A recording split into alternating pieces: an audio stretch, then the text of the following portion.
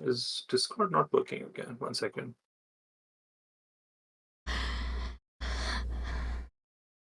Can you guys talk? Yeah, we can talk. We can make all the Yeah. noise.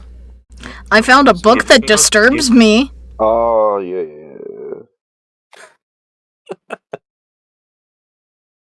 Like, it disturbs me so much I stopped reading it.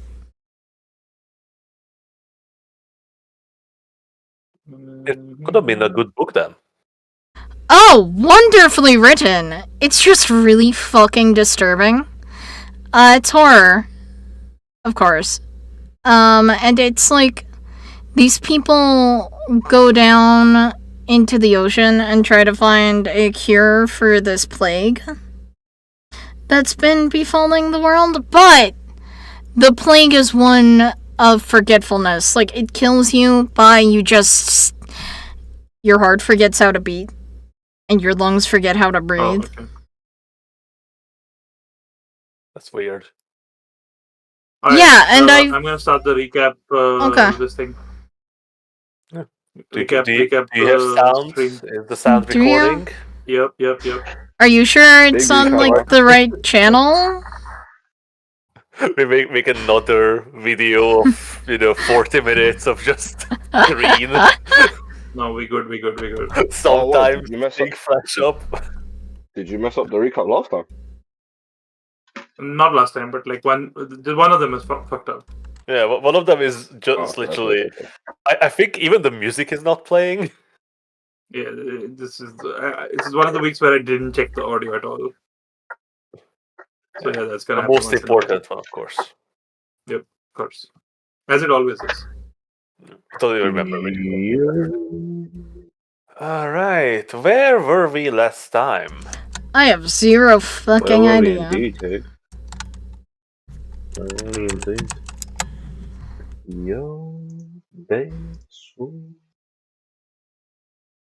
I think we finished off the last recap in Summit Hall. Huh? That sounds familiar? Sounds about right.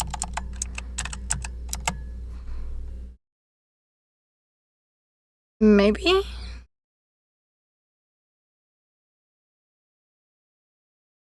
I can check it if you want. Last one was 9, right? I'm pretty sure that's what we ended it on. I feel like it was Summit Hall, yes. Yes, I think it was you meeting one of the 3 brothers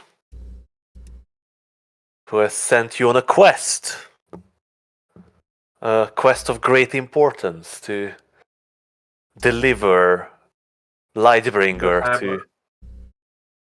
to a paladin. I'm sorry, not a hammer. It's a mace, right? Well, it was a hammer, but it was twisted so much. It's more like a, it looks more like a mace at this point. Has a weird demon face on top of it. Can you really call that a hammer? Unless it's a hammerhead shark. God damn it. Jeez. I'll just ignore it. Keep moving.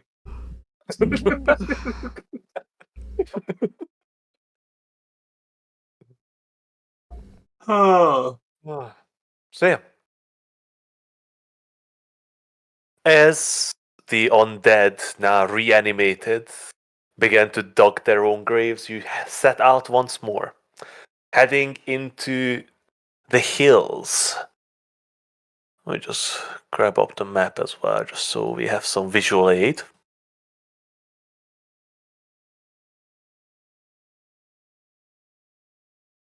You were told that your best bet is to pass through somber hills, the fastest way towards Silvery Moon. But unfortunately, your trek wasn't without perils.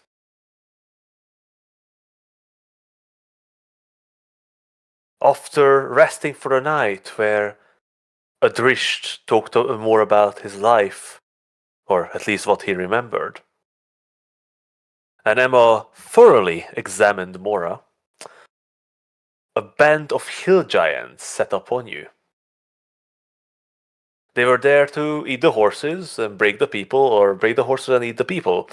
You couldn't quite figure it out because it was a melee immediately.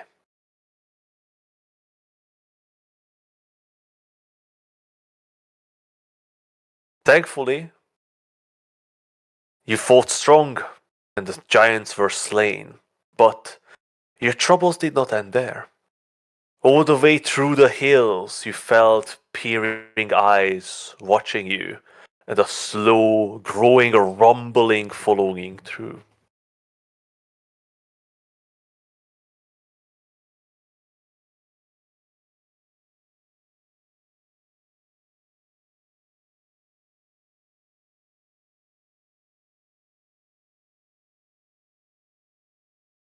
Thankfully, you managed to outrun your pursuers and end up in the village. No, actually, I think you passed by the small village of Belliard.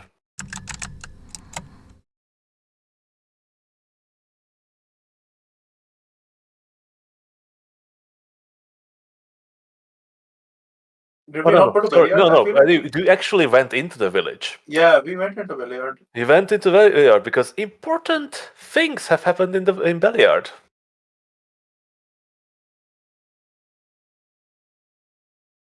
As in Belliard is a sight to behold. People say a miracle has happened in Belliard. As in the center of town was a circle. A circle tended by cleric and filled by people. People who have been afflicted by the arcane wasting. Yeah, that was a place with like where the people were all like we went into the circle because we thought we were immune, right? Or not only that, as in the center of the circle stood a great black stone monolith, the morsel of the one, the clerics called it. A stone affected by strong anti-magic properties. Oh, is that where I tried to rip my Exactly. arm off? Or That was the point where Adrish sought an escape from the orb's power and attempted to bring it into the anti-magic aura, but the orb did not allow this and moved into Adrish's flesh, for which he proceeded to try to cut it out. Thankfully, or perhaps to his peril, your friends managed to restrain you and drag you out of the circle, but you managed to do lasting damage to that arm.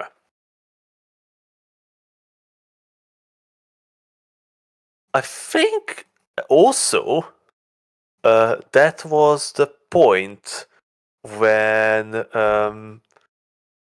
you became chaotic neutral. yep. And yeah, that's what the time you became cold as well. Such fun memories.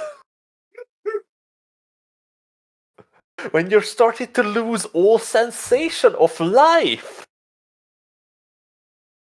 Oh, Fun times. what the fuck? But your friends still stood by you and were ready to take you away as far as possible away from this tempting demise that you were rushing towards. So, you left Belliard and started heading north once more.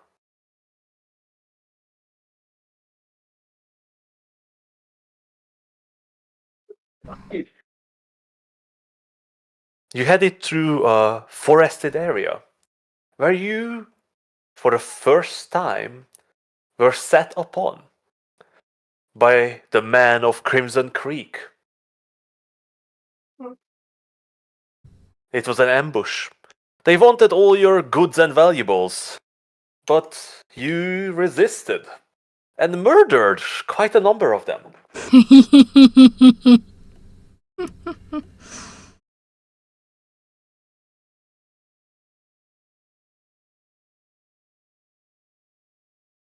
Sorry.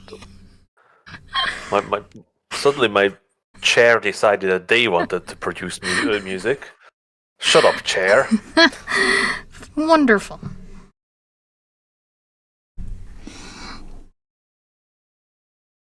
But when the group, the ambushing bandits have learned that they went way over their head with, you're not the kind of nobles they were looking for.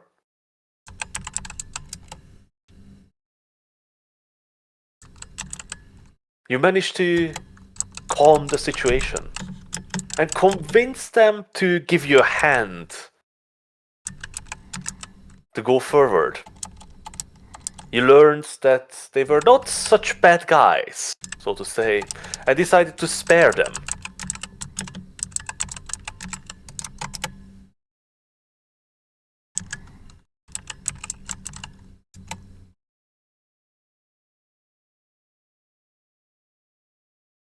Not only that, but this group's leader, Barin, said they will organize a meeting for you with their leader, this mystery man, the leader of the Man of Crimson Creek.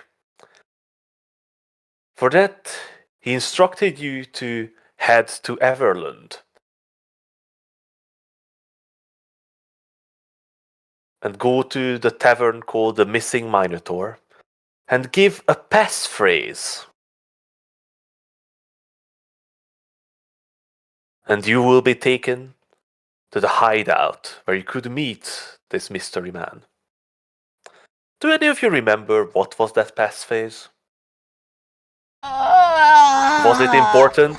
Was that a hint for something? I knew It you were was gonna something Yeah, it's sure about was like the something. river running red or something. Maybe. Nope. I said I've maybe. got it written down somewhere. Listen, my one memory cell is trying. Sorry, my one memory atom.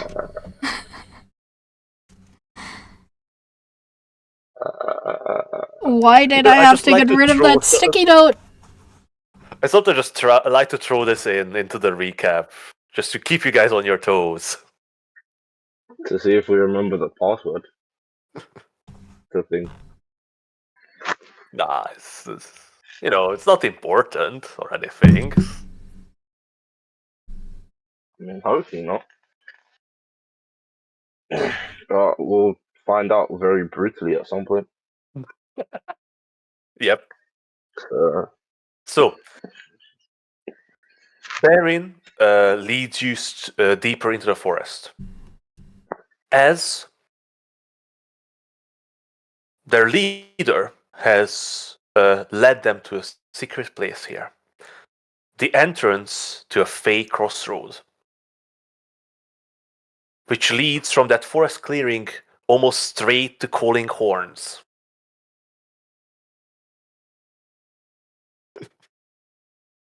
So actually, Scroll, you were quite close. I was surprised, but that was a different password. Shit. So that was the general thing that he tells you like to say to other Crimson Creek man to basically not attack you. Oh! I'm genuinely surprised that you actually remembered something. Anything, really. Yeah. So he points you towards a thick thicket. Gnarled branches and bushes intertwined. that is the secret entrance. You break your through the the bush and begin heading in, and it seems to close around you. But your journey is not the most pleasant. As Emma begins to hear voices calling out That's from when that deeper happened! in the woods. I remember exactly what they were saying. Because I've had nightmares about it. They say, "Daughter of betrayer, you are not welcome here." With urgency, you run on at full speed ahead, pushing branches out of your way, and stumble out the low hills above Calling Horn.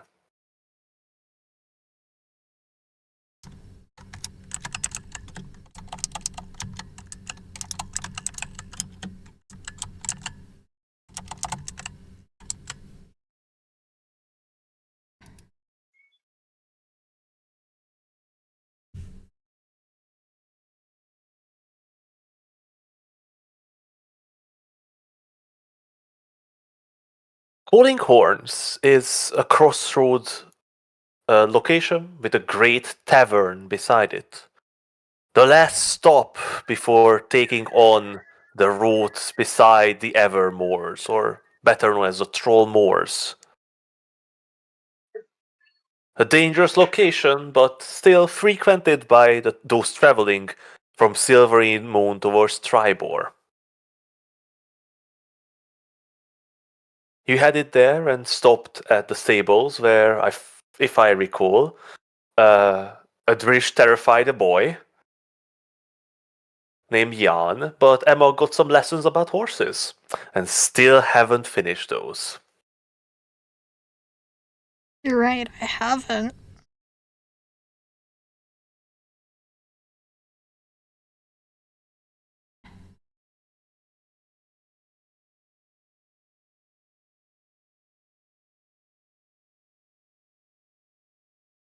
Nevertheless, you headed in.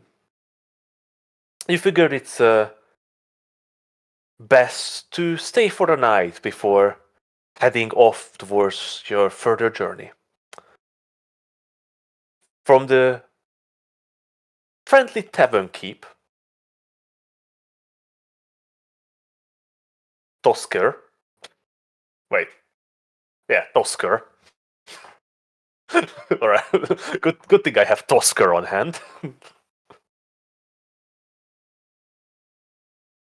You learn that there's around 4 to 5 days of travel ahead of you to get to Silvery Moon. Of course, you were provided by good advice to stay as far away from the moors as possible, to be careful with with lights in the night, and you were also given a strong ale and good food. As you settled in for the night,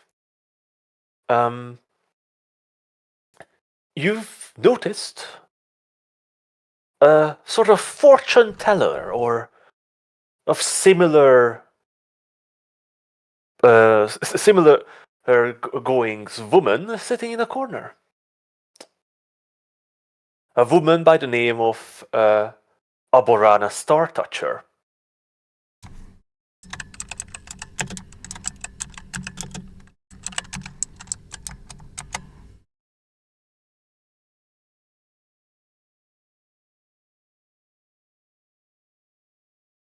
And for them,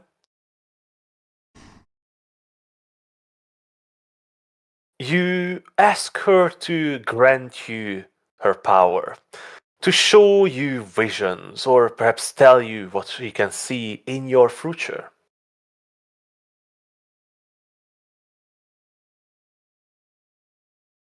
Many see, all of you see, all of you hear about different things.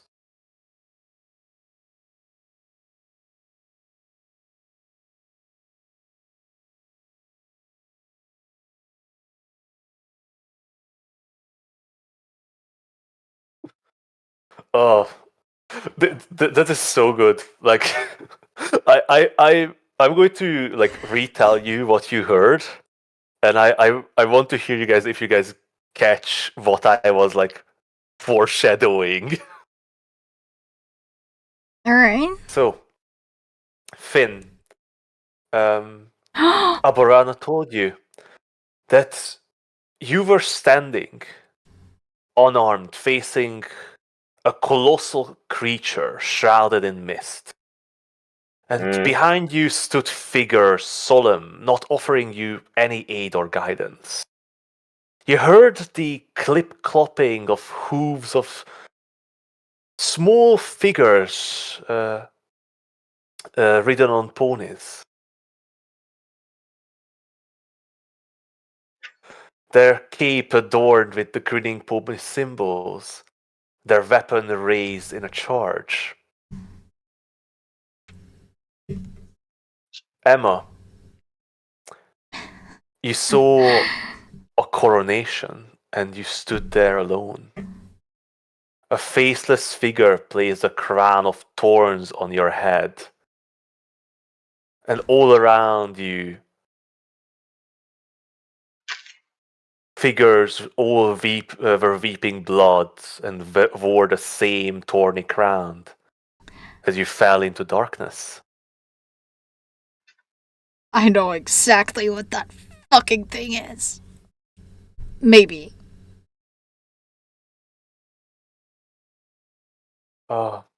Dorin stood high atop of a winged creature surveying the world, flying free without restraint. But wherever he looked, the world seemed to crumble away.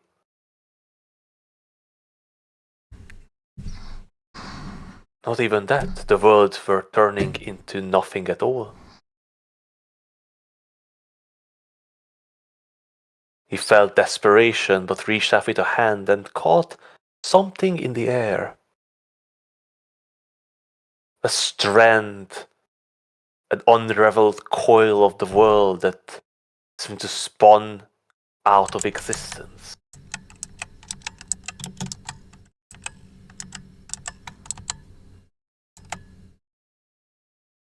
Ah.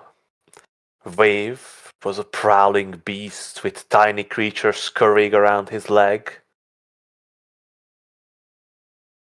His bestial eyes following their movement but ignoring them as he grew larger and larger to get ready to fight even greater beasts. And of course, Adrisht. Adrisht too have not received any kind of vision. But it is as if Aborana was possessed. Possessed by someone.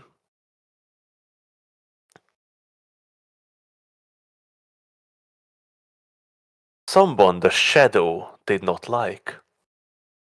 Someone who could not answer your question properly. Someone who could not speak to you at all. But wrote on a piece of parchment a message to you with her own blood. Do you still have that message, Hardy? Or is that lost in the great purge of your computer dying? Let me check 1 second.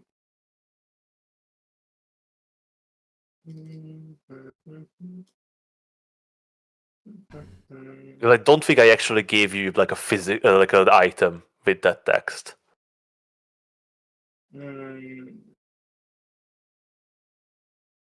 Let me just check. I might have written it down. Give me a sec. Is this the one? My hidden realm, lost in the dark, clad in shadows and lies. My name is hidden and forgotten. I'm the forgotten. Hidden and forgotten. I'm the forgotten queen, chained and unforgiven.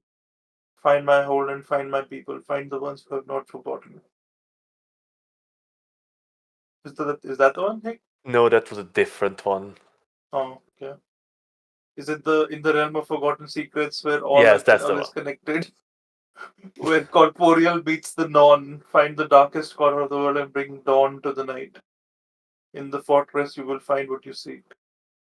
Yeah, that was the one. Good. Yeah, I have some notes, Yeah, but because they I pertain know to that Adrisht. a lot of them got lost. Oh yeah, most of my general notes got lost, but my Adrisht notes are still there. That's good. Those are the important ones. Those are the only ones I actually need to remember. Unless, I tell you to forget them because the orb has eaten them. God damn it, orb.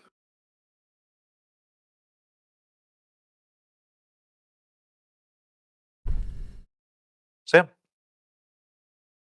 Um,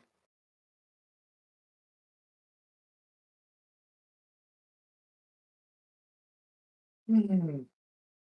We're still before the lycanthropes, right? Right. yes, you're well before the lycanthropes. Alright. For some reason, you decided to head off into the night, which I don't recall why. Why did you guys run off into the night again? God knows, rude. I don't fucking know. It was You know what? probably my fault. You had a good reason, I'm sure. Realistically. as we always do. It was probably something to do with the fact that there was a rare geological event happening. Or perhaps you knew that you had no time to waste. Because. Oh, yeah, that's why you left off in the night, because you learned that you have 4 to 5 days of travel ahead of you. And the new moon is roughly that time away. Yeah. Uh-huh.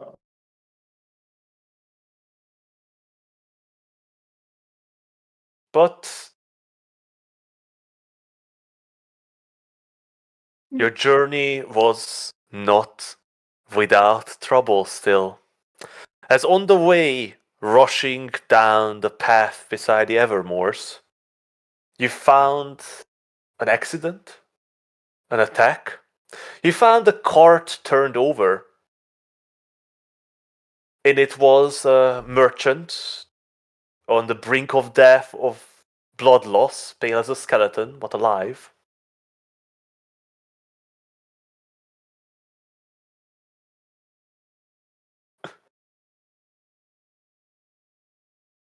A merchant who could only utter that cultists have attacked them and taken his daughters deep into the Evermoors. Oh yeah.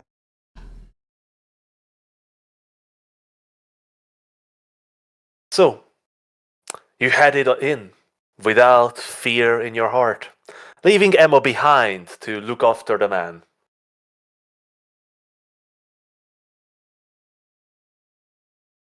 Mm-hmm.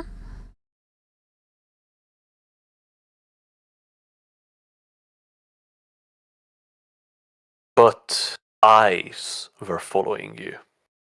The eyes of trolls, this hungry gaze, were already on you. Or perhaps it was the trollmoors themselves gazing at you with hunger.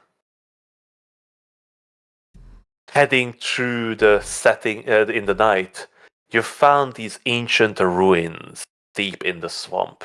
Perhaps a temple, perhaps a house, perhaps a fortress. You could not be sure.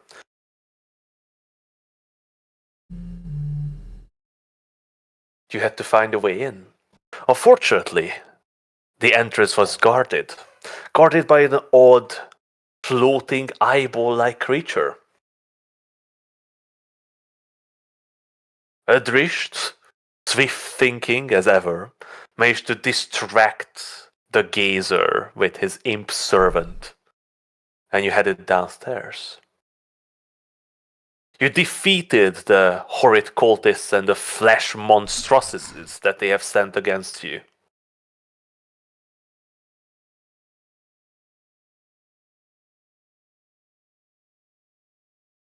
And after the battle has cleared, you enter the chambers behind, and you found cells. In there were the two daughters, The tendons in their ankles cut, their legs smashed. They were in horrid states, barely alive, clearly, after a long, long session of torture.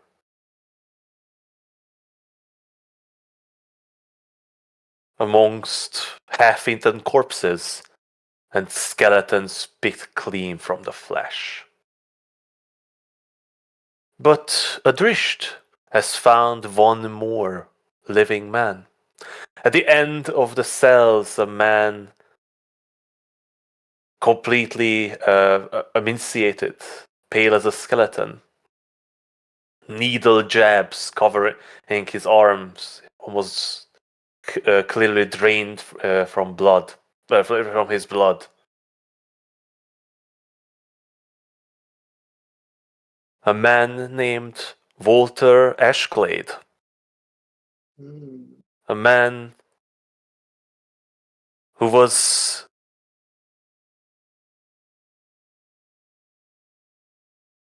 greatly moved by your rescue, Adrisht. A man who wanted to know your name first as a first thing, even before you released him. A man who swore an oath to give all his worldly belongings and life to his chosen god, as well as his title to anyone who would save him from this fate.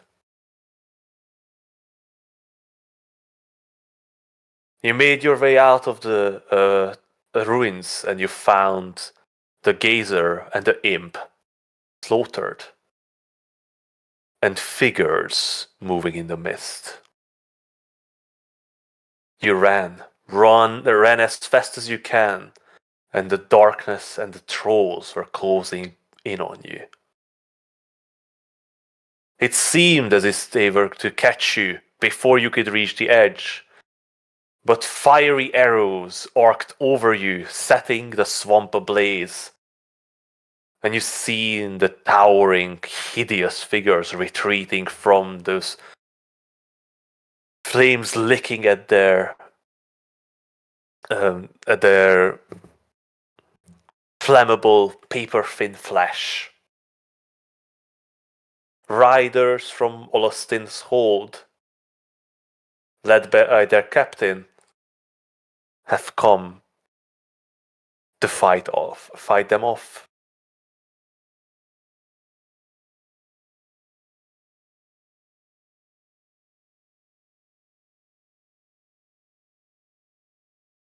With the cart turned back on its wheels, and with the escort of the riders, you made your way to Olostin's hold for the next step of your journey. Going to stop here.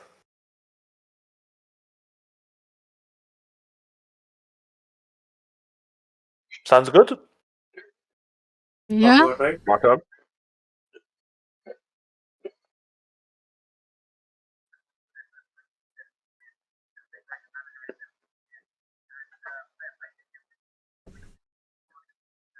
Yeah, that's the next is session 60. That's where we're going to continue from next time. Yep, go ahead, Gonny. Give us a recap of more recent events. Damn, so we haven't played for a while. It's just 2 weeks. Yeah, true. Cool. So let's see.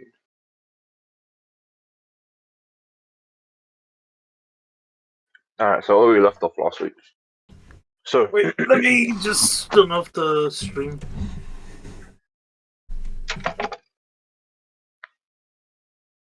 All right. Done. So Adrish and Emma noticed some strange individuals running down, and we decided to give chase. We believe these are probably almost likely the culprit behind the attack. We make our way into the alley, but as soon as we arrive, we notice too late, as we notice a strange circle on the and on either side, pinned up, are the bodies of two townsmen whose blood continues to add and flow to the circle. In the center of the circle, we notice a red candle and other bodies with limbs twisted and entrails bound. Our bodies appear to be fairly fresh, and it appears that they've been bleeding out over a short amount of time. Most likely were killed within the last 24 hours. We also notice bloody footprints leading away towards the crowd, and we assume this is where our exploding corpse came from. Adrish tries to light a flame and sort of trying to crack the magic or gain some insight into the true nature of the candle and potentially even open the portal. However, the flame ignites the bodies and it just explodes. It begins to lick the sides of the wooden beams, and if something isn't done quickly, we may have just set the whole town on fire. But obviously, being quick-witted, Finn is able to use the geyser function of the bags to douse the flames. We decide there's not much else we can figure out looking at this supposed ritual, so we decide to head back and check on the speakers and make sure that they're okay. We hear that whilst the two speakers that were most prominently focused in that discourse earlier were relatively okay, we hear that Glenn hey, her name is Glenn Sather, right? Yep, Glenn Sather. Yeah. Glenn Sather. Right. Just double checking. Yeah, we heard that Glenn Sather was actually in a really, really bad state. So we decide our next is to go and just check on how she's doing and, you know, give her an update. And as we're leaving, we notice that the undead corpse that exploded actually stands up again and begins to stumble around. It takes a few steps as if it's compelled to walk, but eventually then clatters to the ground as if the energy within it is used up. Finn decides to poke the corpse to investigate, and as he sinks Fang Fury to the corpse's rotting flesh, it sparks against something, almost as if Fan Fury is striking against metal. Emma then conducts an autopsy and notices that there are these brass metallic strands wrapping around the bones of the corpse. It seems that magic or electricity or some sort of energy of metal. Emma also notices that the body seems to corrode. The body seems to corrode whenever she's using magic. In the interim, Adrish decides to scry on Ashgrave, and he finds himself drawn into a chamber which has metal panels all over the place, and has one wall occupied by some sort of machinery with Ashgrave in front of it. Adrish also notices that attached or associated to that machinery is a human body. There also appears to be a large red crystal ball that Ashgrave is using to manipulate the machine. From a cylindrical hole, there are these thin, tiny strands that begin to sweep out and move towards the corpse, entering the body. And preceding their entry, the corpse animates and stops before slowly standing up. Adrish's point of view is widened, broadened, and he's then shown a dozen of these animated at attention. Ashgrave inspects the reanimated bodies for a moment before watching the machine as skeletal figures are dragging another corpse before placing it on the slab. After getting a closer look at these corpses, due to some of the insignia, the inscriptions, and the markings on their body, it appears that the corpses being used are from a barbarian tribe. Josh also keenly is made aware or keenly notices that both the stone ceiling and the floor seem wet, almost pooling with water.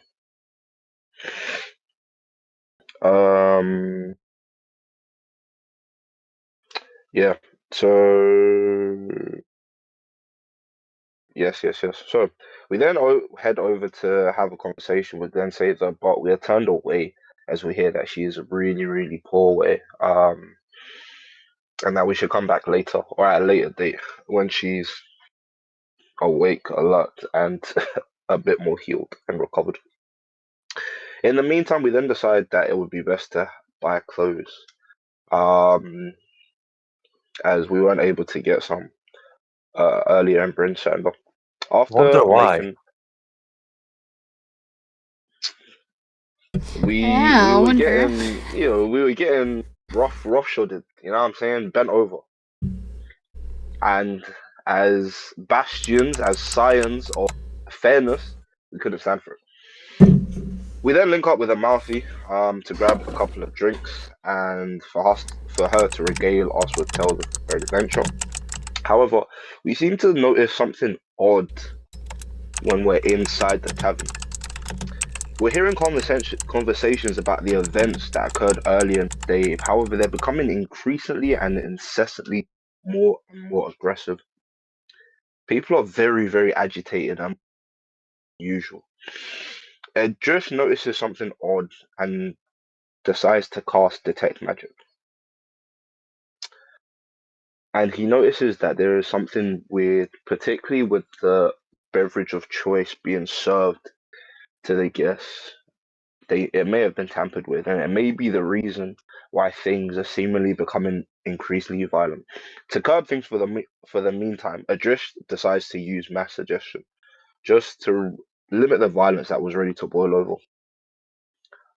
And also notices that the people didn't feel any sort of resistance to his commands, and that if he wanted to, he could have asked anything, and they would have done it. With this in mind, we decide that the next step for our investigation is to trace the alcohol back to its root, figure out what is going on and why this is having such a strange effect on the people of Icewind Dale. And I'm pretty sure that's where we left off last. Yes. Eh. You have learned that a fresh barrel of good mead was delivered in the morn from the brewery itself. And that was what was served to those good people that turned them into these madmen.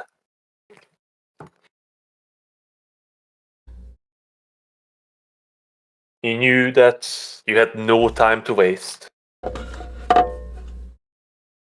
as it seemed that the cult was already always a step ahead of you.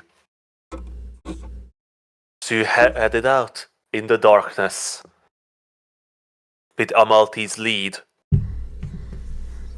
towards the good town of Goodmead.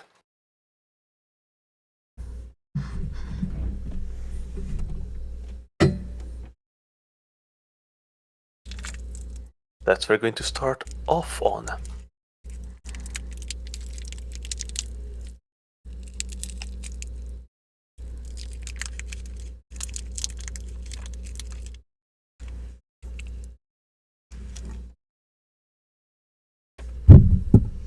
So, you rush out of Benrock's mithril pot, coming out into the darkness and cold.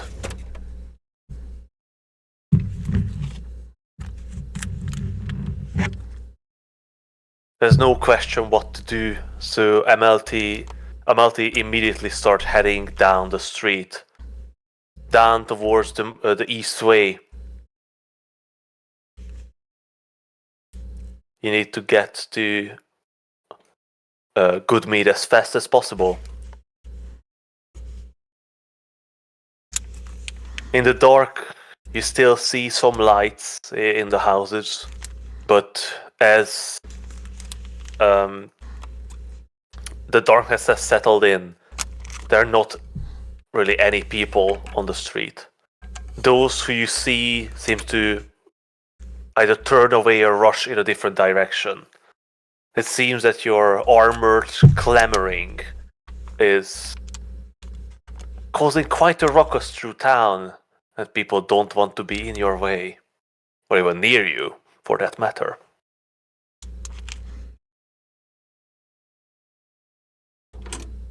Are you guys running or just moving at a normal pace, or what's the deal here? I would assume running.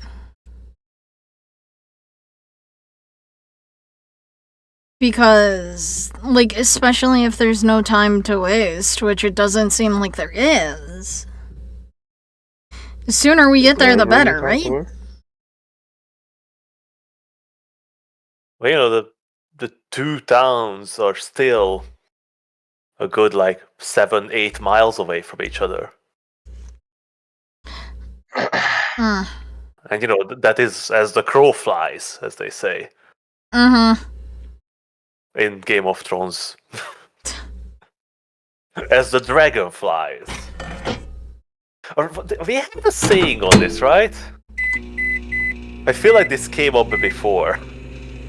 Did we? Maybe. Yeah, because as the crow flies, it's literally a thing that, you know, that made up for Game of Thrones. What? No, as the crow flies is a very, very old thing. That is. Yeah. As It's the a crow very flies old is a thing. very common saying in English. Yeah. Why did for some reason I remembered it was something.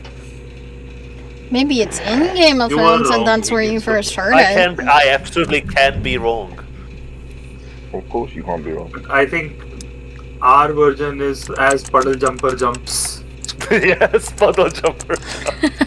That's a good one. That was puddle jumper. Oh, apparently it is from Oliver Twist. Oh, that might be more feasible. Yeah. I mean, you know, I probably just had it in mind like, oh, it was from media. It wasn't like a proper idiom. It was a media, and for some reason I just pasted that onto. Yeah, that's from Game of Thrones. It's become a proper idiom over the years. Like, people do say it. So, as the puddle jumper jumps, it's 7 miles. Yeah.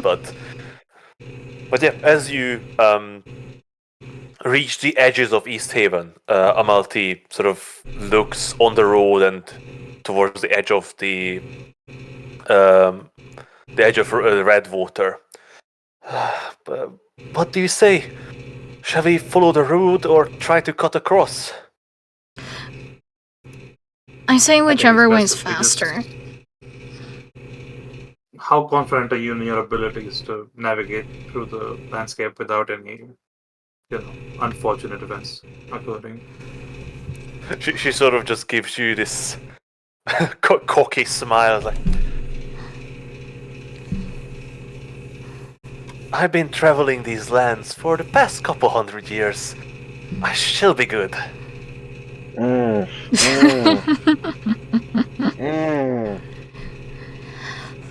then, lead the way. Alright. So, she steps off of the road and starts heading into the darkness. Now, you do have a big lizard with you who does not see in the dark. He has a lamp. He does. He does have a lamp. Yeah, Nice, big, attractive lamp for anything that wants to hunt in the dark. Yep. We could probably take it. Yeah, but will it, occupy you long enough? Oh, that's fair. But also no, because I'm confident. I'm confident in our abilities. Yeah, to be honest, it doesn't really make sense because, most battles last how long? Like 6 seconds? 6 seconds, maybe 2 minutes. Yeah. So, you're led into the dark. And you realize why people stick to the road. The earth is cracked there are still patches of snow, as well as deep, cold pool that your feet plunges into when you're not looking where you're stepping. Amalti moves with the grace of a doe, jumping from spot to spot, taking the time sometimes to point behind herself to watch out for a particularly difficult spot of terrain.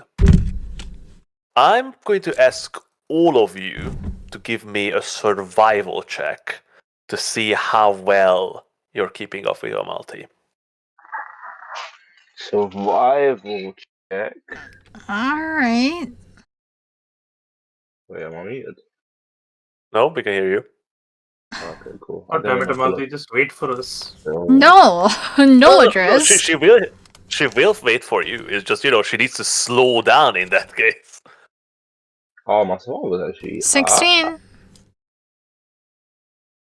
It is what it is. Good, good, I'm no longer burning points for this. By the way, we did Jesus. a short rest, guys, if you guys need it. 13.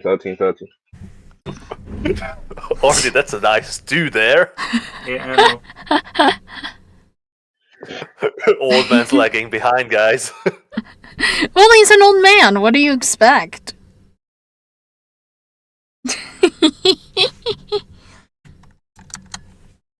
Or like, I need a survival check from you. I did. I 16. don't see it. It's above. Oh, sorry. you- Yeah. Yeah. So yeah, 16, a 13, and a 2.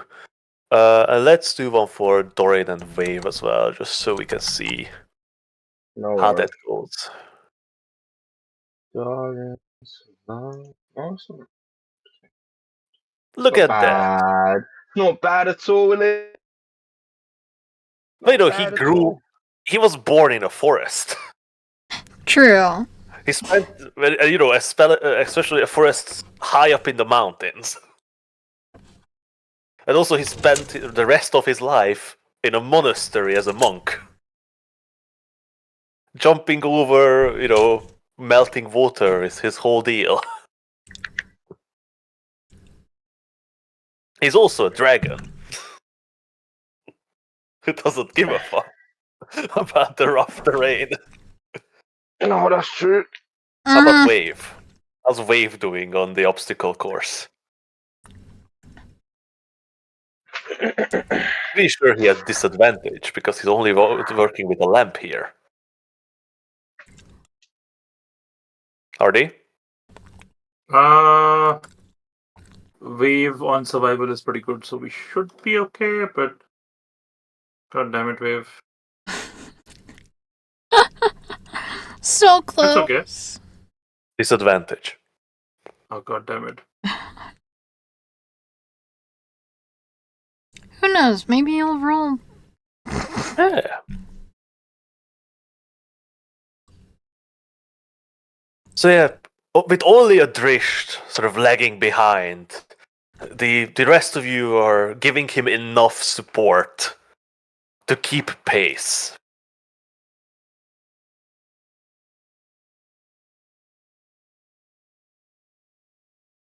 What?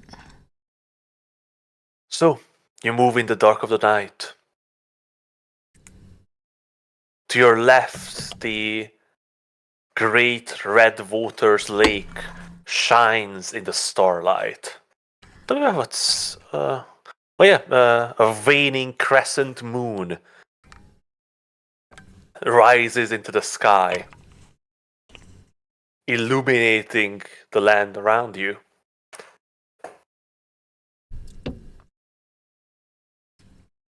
Who would like to give me a divine guidance roll? I just need one. In me. I've been rolling Why like is shit. that, Ardy?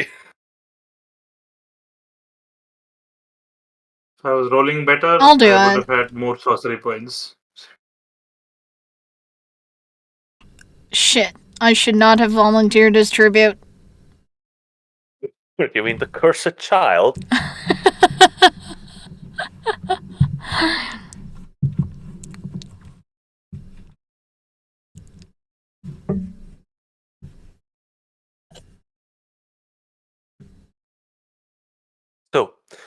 As you're trudging on, Amalti suddenly freezes in spot and motions you to stop as well. Hmm? She freezing? I'm freezing.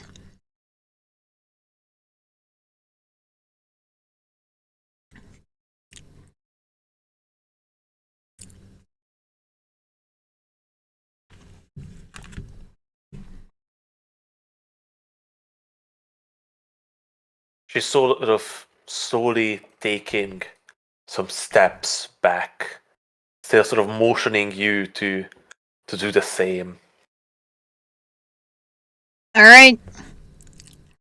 It's a game of follow the leader. Especially right now. I don't want to die. Or almost die.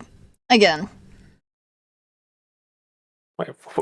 When did you die before? I said almost die.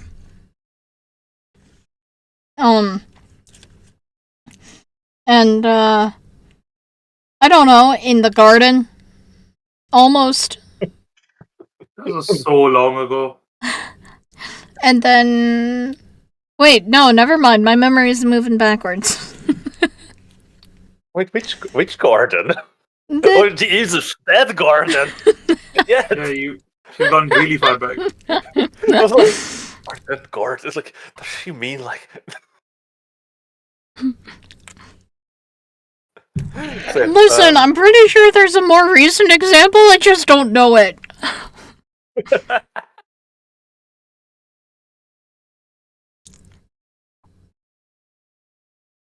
So yeah, she sort of motions you back behind a small ridge. And in a whispered tone, she says, "We best take a wider berth around this."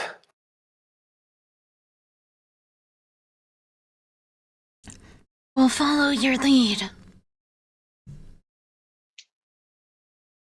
I nod. I'm sure you could handle the Halashi, but it's best not to meddle with them. I'm sorry, the what? Halashi. Alright.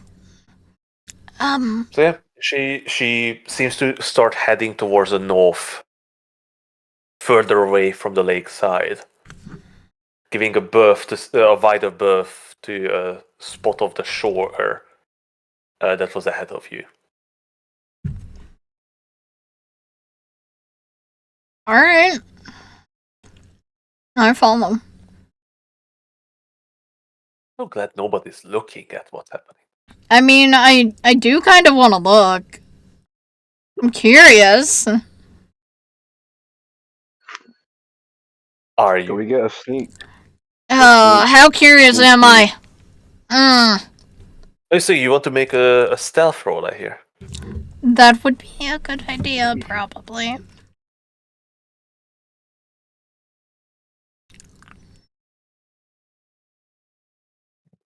All of us? Well, if you're trying to get a sneak peek,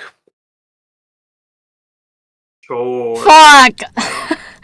Wait, what roll Why do you want did to? I roll twice? Why do I have disadvantage on strength? Oh, because of my armor.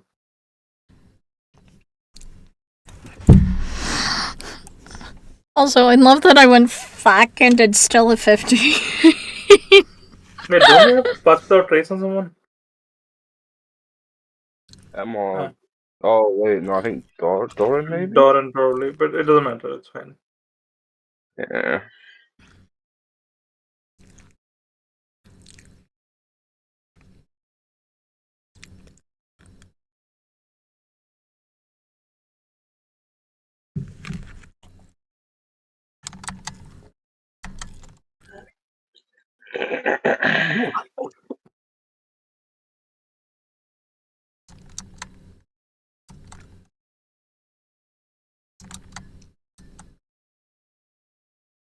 Hey,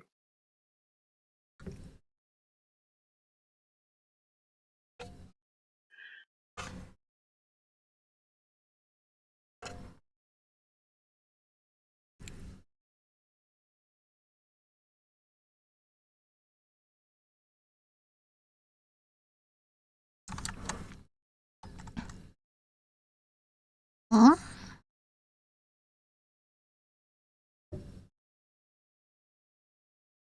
Pig? Is Hig okay? Do you guys think he Yep, sorry. Something lost or like. how Okay. cooked we are? So what I was saying that your stealth checks are not horrendous. Could be worse, but if you're in the dark, you're not that close, and you're sort of peeking towards them. So it's acceptable. um, All 5 of our heads pop out of the bush all together. as you're moving away, and Amount is just fucking. What are you doing? So on the edge of the lake, you see two sort of humanoid-shaped figure, as in they have 2 legs and 2 arms, 1 head. And they're both moving in sort of very fluid motion, as if waving their arms towards the lake itself. And you see that with their movement, the water seems to move with it, so moving back and forth with their movement. You see them in the pale moonlight, these sort of tall, gangly creatures. They have pale green scaled skins and a large fish-like head. They are both wearing these loose-fitting tunics, and on their belts you see these large clamshells hanging. I send a message to Malfi Okay. and say, these guys hostile. Should we just skirt around them, or can we talk to them?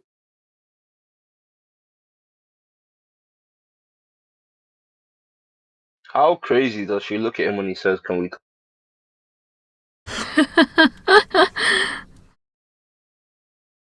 But first of all, when you send a message to her, she sort of stops there for a moment and looks back at you, just sort of motioning to move on, and sees you, just hiding in a bush looking at the fishman.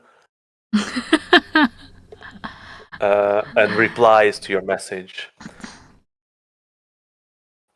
It's best not to disturb them, especially when they are doing whatever they are doing. Although they can be talked to it. I did before, but they're not the most welcoming bunch.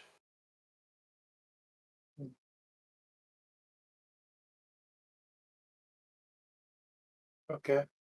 Alright.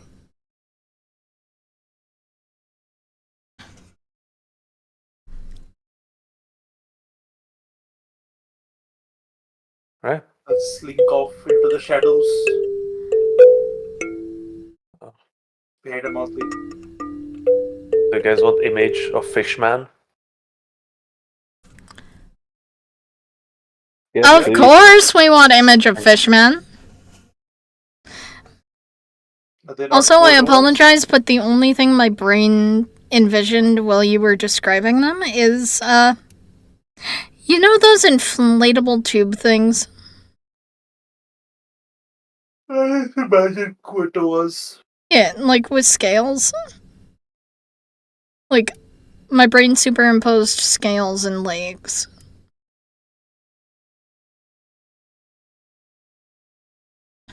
Oh! Oh my god, it's so pretty!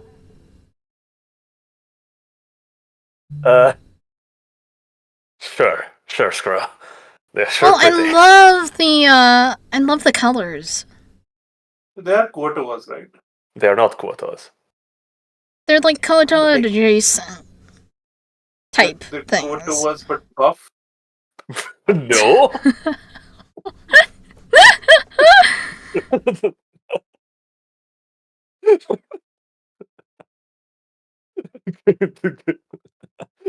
Quota, but more sexy. It's your fault for sending a pretty picture. Or just put a quote on next to it. See what you guys say. You see, quote over buff. The quote's pretty buff. Wait, Hig, is it the first one or the second one? Which is which?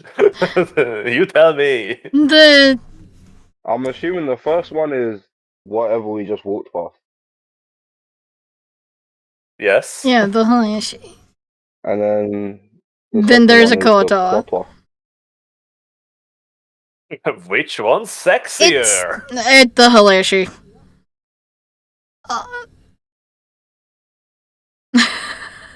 Every time I see the quota, The I see Koto them- looks very memeable. no, so every time I look at the quota, I see them giving 2 thumbs up. They don't give any thumbs up, but just their stance is not. Yeah, I'm ready no, to fight you. Is like you It can gives do it, toothless my friend. meme vibes. Or Hiccup. It's a, I got this. Double thumbs up. Any case, skirting around this strange fishman ritual, Amalti gives them a wide berth, wider than you would think needed. Perhaps she knows something that you don't, or perhaps she's just, making sure they are not disturbed. But after a bit of delay in your travels,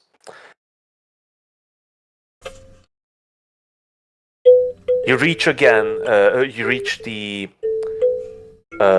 lake shore again and start heading further towards Goodmead.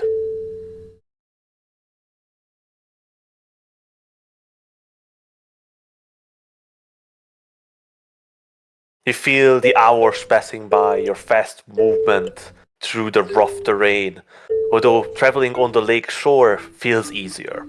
But the strong winds blew the ice-cold water into the air, chilling you even in your winter-ready clothes.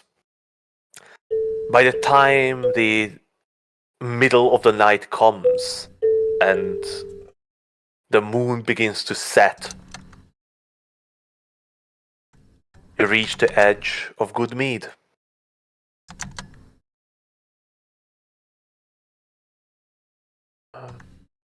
Let me just give you access to Goodmead.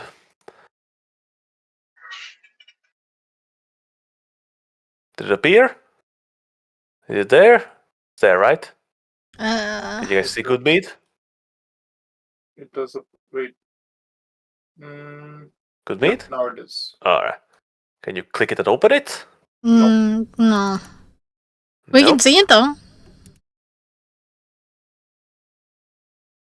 Everyone gets that. Now you can open it. Yep. Yes. Yeah, look at that. That There's is Few Goodmead. different maps in here. Well, they are very small. That's fair.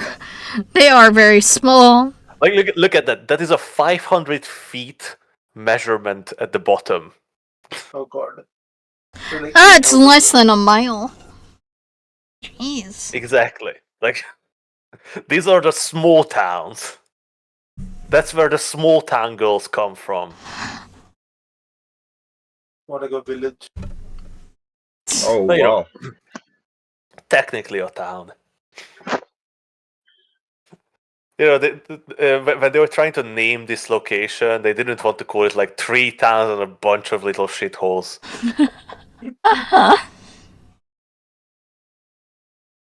That's 4 towns, maybe. 4 times and 6 hovels. Bro, is this even a town or is it like a Goodmead village? is a town. Goodmead is a town. This kind of town is technically a town. Well, as you are sort of heading towards it and you're definitely out of the earshot of those fishmen, and you see the town ahead of you. There's not much to see, to be honest, in the dark. most of the, well, all of the lights are off really, and this town barely seem to have. It doesn't have any walls or anything like that. But as you approach, Amalti gives you a bit of information. Well, that's good meat ahead of us. It's, well, more of a hamlet than a town, but it wouldn't be called 10 towns otherwise. It started off like all the other towns, just a good fishing spot for someone, but nowadays they make most of their money out of the meat they produce. It's quite good, but it's not, poisoned. And it's often poisoned? Well, what I mean is that you said it was poisoned now, so you didn't get a taste. Oh, okay.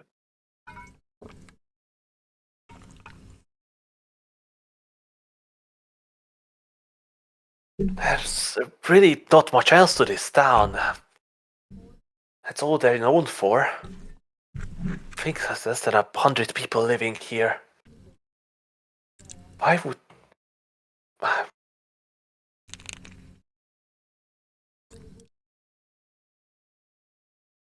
I'm worried for them. As am I. Cool, actually.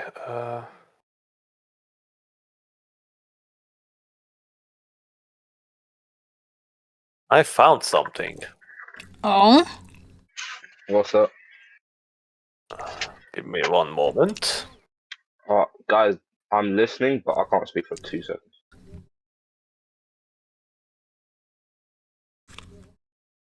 Doesn't work. Why doesn't it work?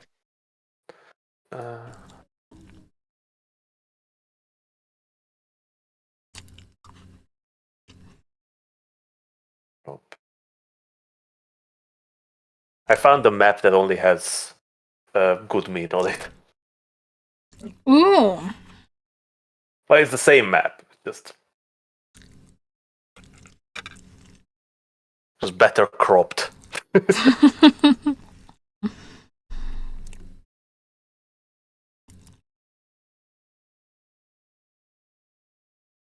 There you go. Updated map for good meat just dropped. Nice. Woot woot.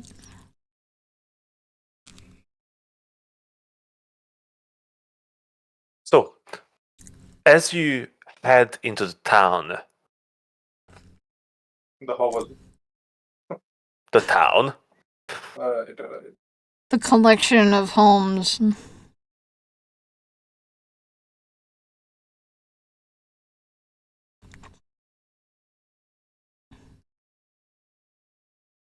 something immediately catches your attention.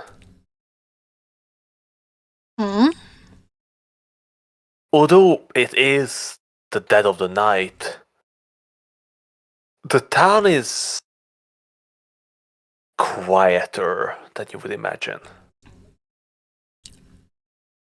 Or perhaps it is supposed to be this quiet? It's the dead of the night. Why would there would be any noise? And yet it seems oddly quiet. It feels strange to you.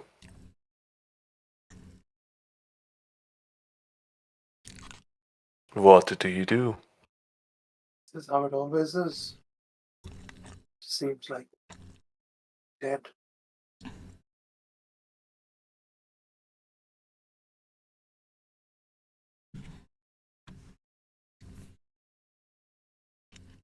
She not answering?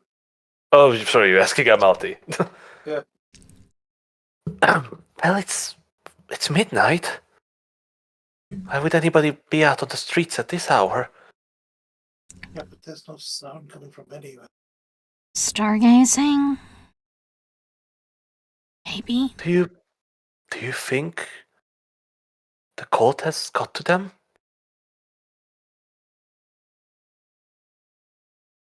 And you see like a genuine dread spreading on Amalthe's face.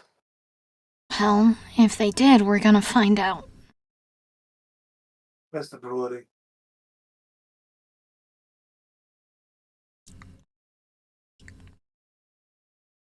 It's in the middle of the city, right next to the meat hall. Well, it's built into its basement. We head straight there.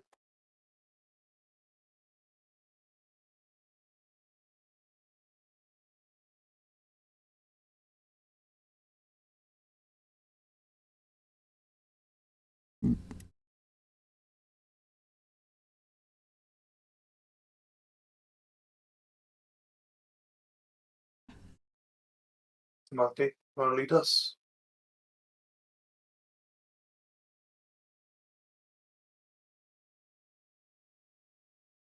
Pig? Yep. Sorry, just grabbing notes here. Hmm.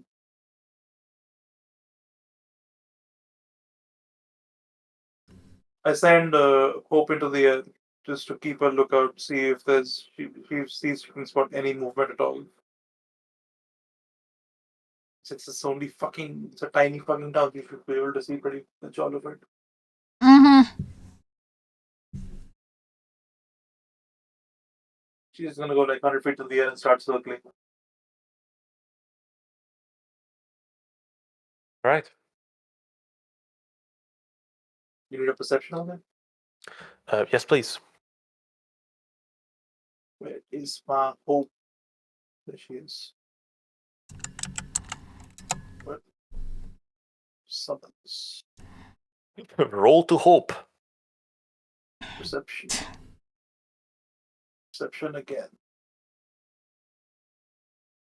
It's 15. This is not bad. So, Amalthi sort of continues leading you on the shore as Hope flies up into the air.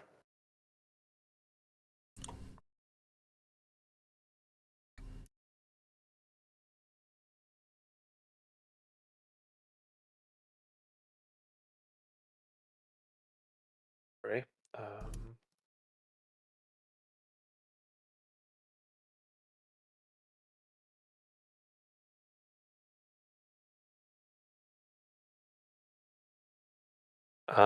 When you pass through a small thicket of forest, ahead of you see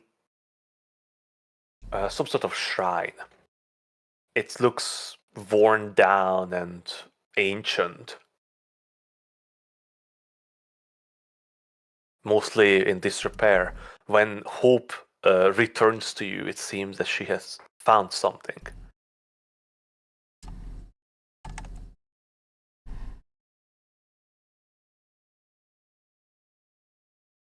Are they?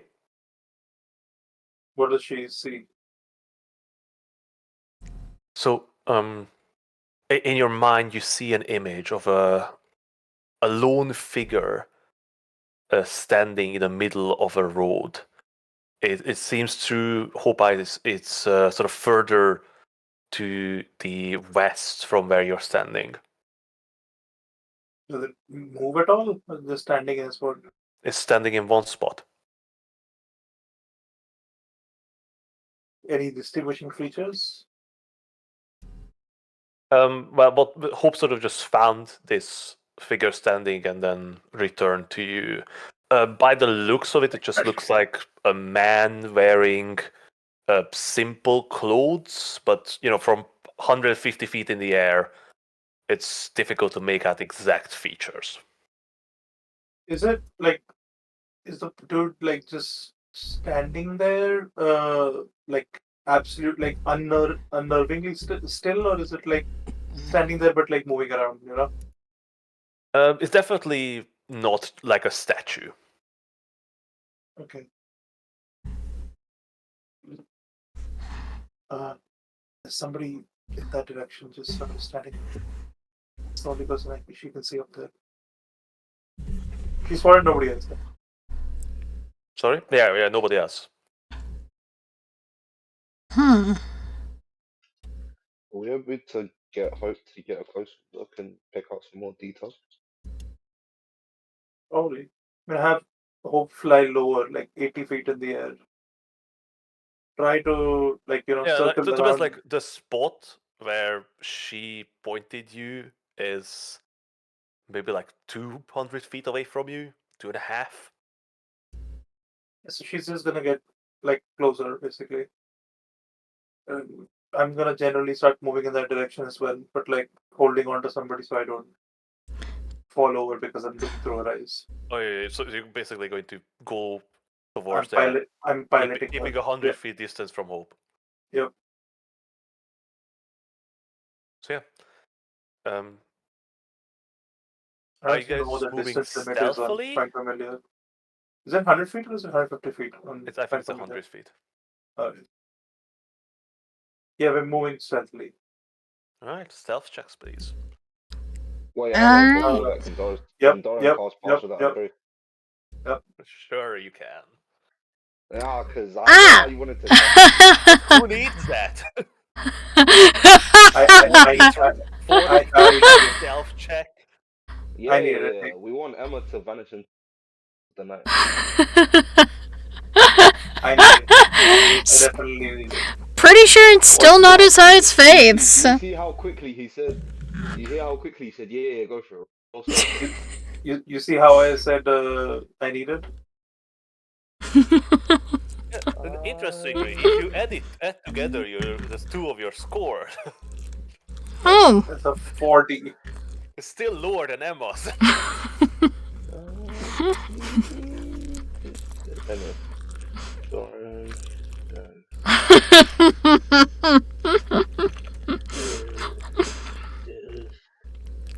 It's just banging into the sides of the building, clanky armor, blind as a bat walking around.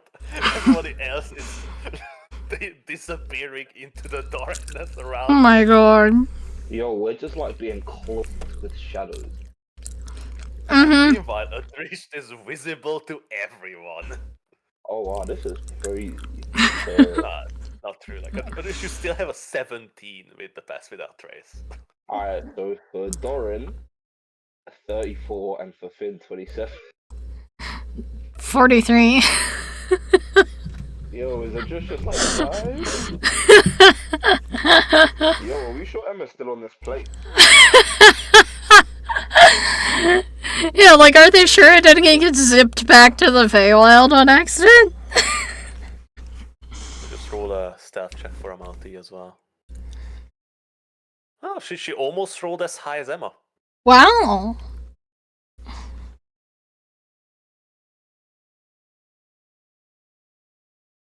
The thing is, I'm pretty sure you do not have expertise. Oh, there, you do have expertise in stealth. I do. But she Yeah. does too. But she has better dex than you do.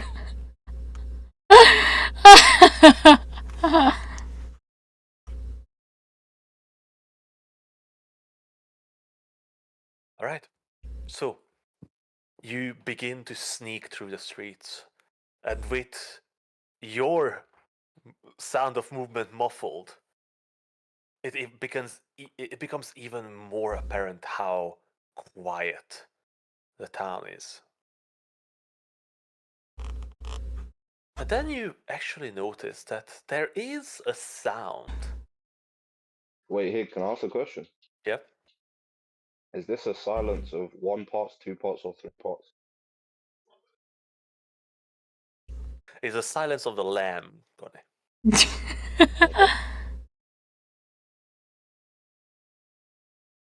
But something that you've did not notice before, there is indeed a sound. Muffled though. But from the meat hole there is this sort of mechanical sound, sort of, perhaps? Some kind of strange noise of a machine, perhaps.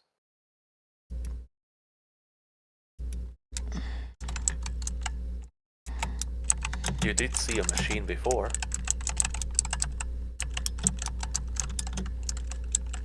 But that's not where we are heading towards. We're heading towards the other route.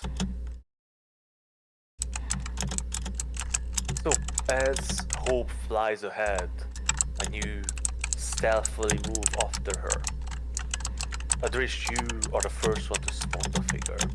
It's still in the same spot, standing. It is a man, perhaps, based on its body shape.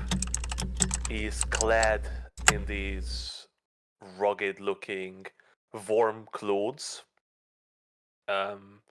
with a furry hat and some sort of fabric in front of his mouth and nose.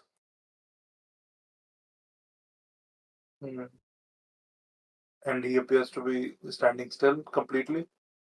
Not completely, but sort of just standing in one place, not really moving.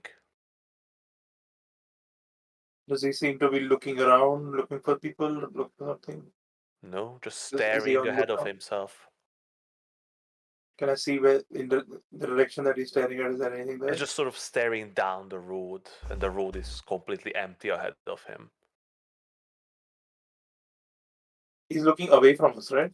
Yes, if you look at the map, he's sort of coming up that road between the Shrine of Tempest and the Meat Hall, and he's standing on that upper road that's come from East Haven going towards Dugan's Hall. Okay, let's put the map once again. Towards Dugan's Hall. Hey, so like, you see that road sort of running around the town? Yep. Yeah, so he's on that road, looking towards Dugan's Hall, and you're coming up the road between the Meat Hall and the Shrine of Tempest. And Like from the when you houses around him, are there any sounds, any lights, anything? no, the town is completely dark and dead, except for this one figure. Are there like layers of dust on things, layers of snow that haven't been cleaned from the driveways? It hasn't been snowing. So, is there like layers of dust on everything? Not really. Like the town looks Lived in? normal. Are there footprints on the ground that are Yeah, there? there's footprints all over the muddy ground. Mostly, dried. It hasn't rained in the last couple of days, it seems. Let me get closer. Not with Hope, but with me. Are you going to check out of Hope? Yeah, check out of Hope. Start moving closer to him. I did it. And I'm gonna shush everyone around me and move stealthily. So yeah, you get quite close to this figure. It doesn't seem to notice you at all, or at least it's definitely not reacting to you approaching if he has noticed you. You are sort of beside, like under that pine tree next to the buildings, looking at him. Maybe 20, 25 feet away from, and still it made no movement or any sign that it would notice you. It notices your presence.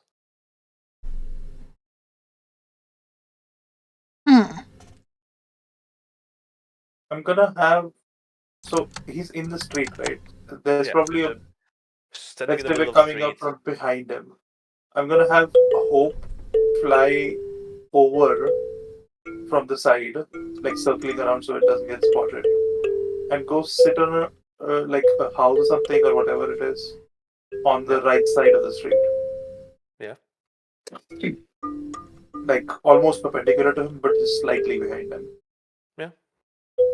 So Hope sort of circles behind you and lands on a building on the other side of the road behind the figure. So it's sort of across from you, basically. I'm gonna pick up a rock from the ground or like a stone of some kind. Sure.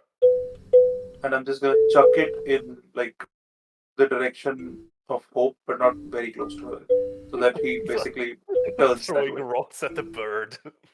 So that he basically turns that way when he hears it. This song is weird. All right. Give And me. as I do that, I'm gonna take Hope eyes. Take control of Hope's eyes. Yeah. Give me just like a strength check. Or maybe give me an athletics. See how how's your throw going? Look at that. The old throwing arm still going strong. Who's the old man now? So you sort of pull back your arm and swing forward. The small rock flies across the street and bangs into a wooden beam on the building that Hope sits on. Then it plops down onto the ground with a thunk. The figure makes no movement to the sound. You look at it from Hope's perspective, and it still stands in the exact same position, looking down the road. And the figure you said is like 20 feet away? 25 feet away? Yeah, let's say that road is 30 feet wide. It's sort of standing roughly in the middle. You're not on the road yet, you're sort of off the road, so yeah, maybe you're 25 feet away, Hope is 15. I'm gonna subtle cast Detect Magic. Right?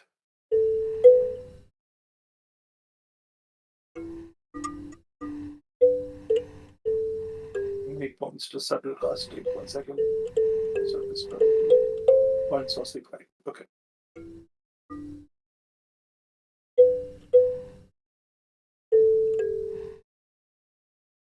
Do I detect a necrotic aura coming from it?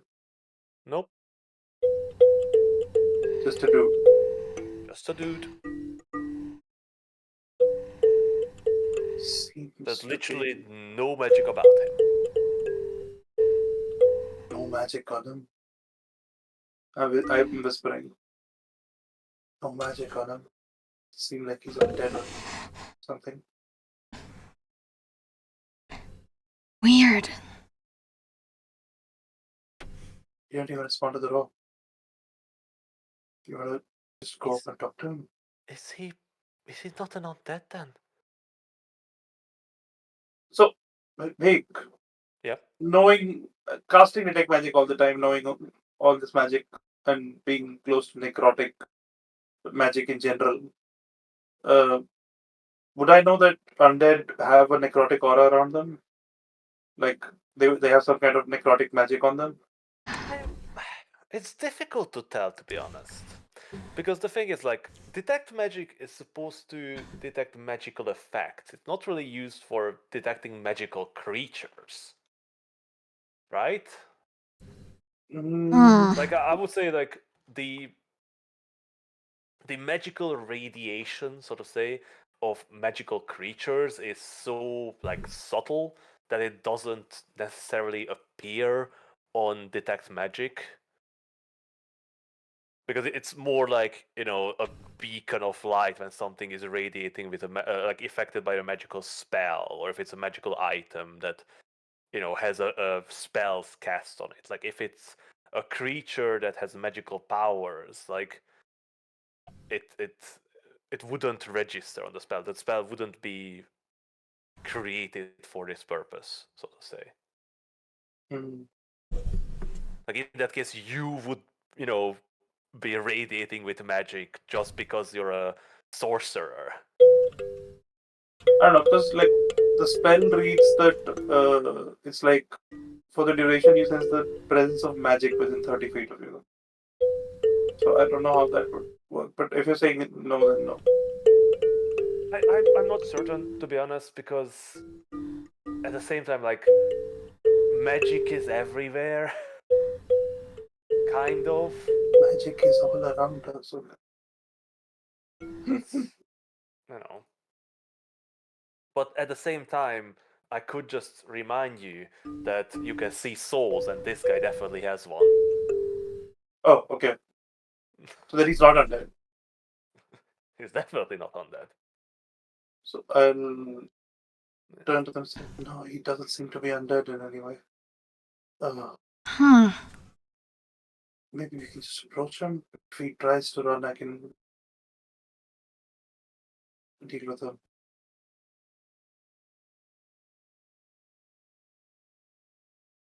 I'm just gonna hide in the bushes. Maybe you guys can approach him. I'll just stay. Alright. Oh, are we ready? We're approaching? I'm approaching. I'll follow behind Emma. You could also, look at the small plumes of mist rising from the guy's lips as he's breathing. Oh. So do you, actually. As you're exhaling. And it's quite cold tonight. It's really fucking cold tonight.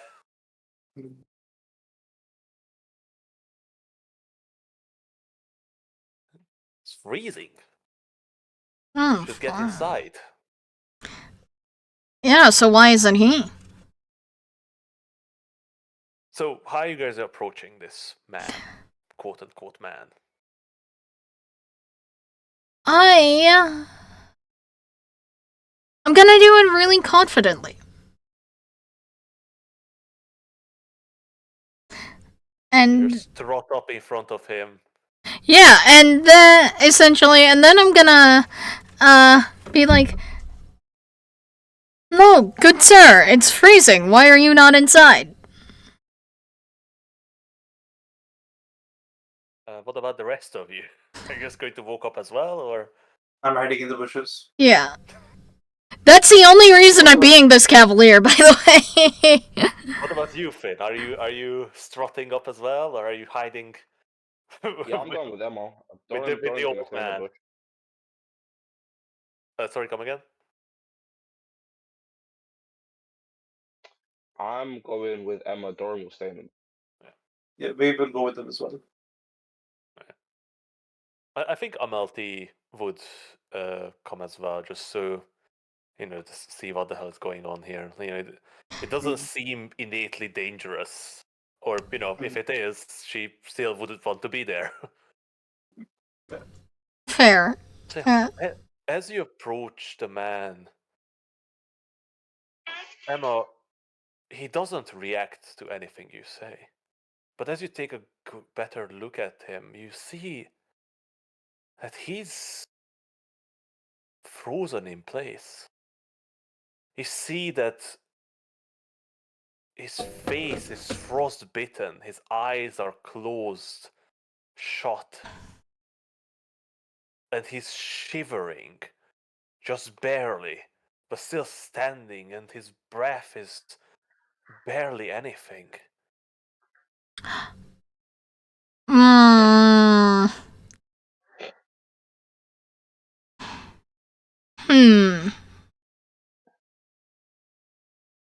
I have an idea, but also I kinda don't wanna say it because if we break his jaw to look inside to see if there's a candle, I'm not sure Cure Runes could cure that.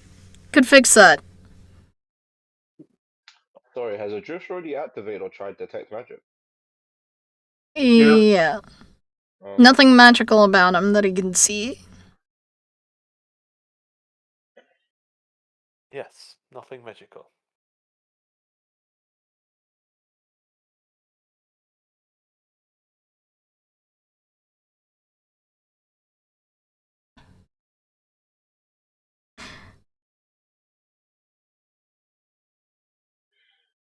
Oh, hello. Are you okay?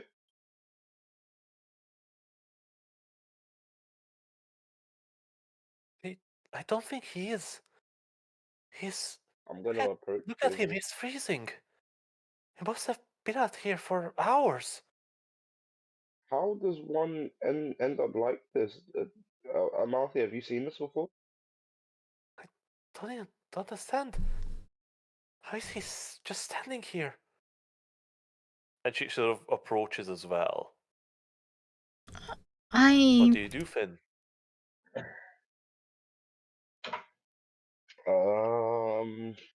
Be nice if we could. Yeah, I'm approaching alongside Amalthea, and I'm inspecting him and checking the conditions of just his bodily features, especially his appendages. How do they look? Yeah, But like he's how. wearing like warm clothes and gloves. Okay. But that means nothing in these kind of colds. For all we know, it could be insulating cold. Like, onto his body.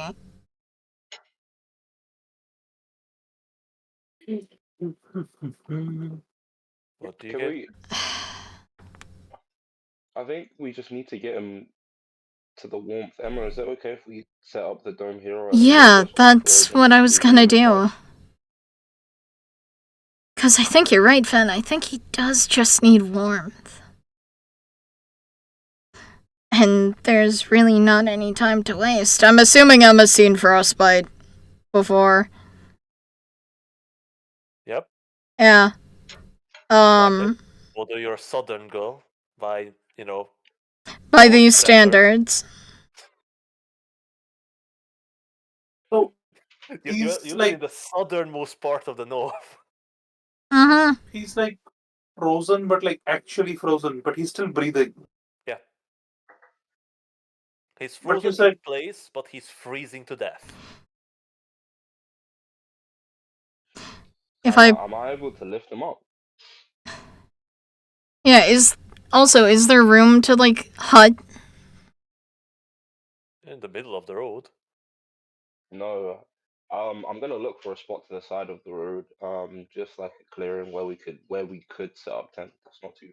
Could set up camp. That's not too far away from. True.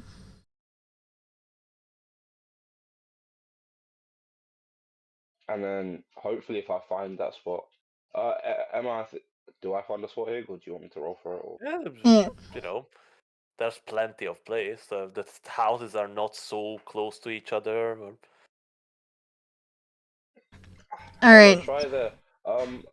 Amalfi, could you help Emma set up camp and potentially get a fire going? Me and Vave will bring him over. I'm gonna yell at Would you Adrist mind giving me a hand? and just being like, Adrist, come here. I'm Just gonna walk up come here. and I'm And, gonna like, say, I suggest you walk to the side of the road where my friend is standing. And I point towards Emma and I cast suggestion. Ooh. oh.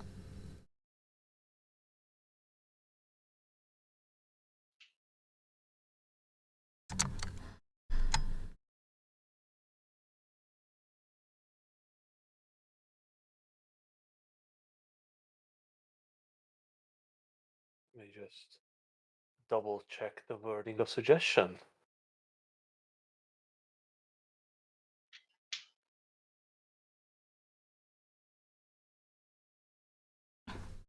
Ooh, hmm. Hmm.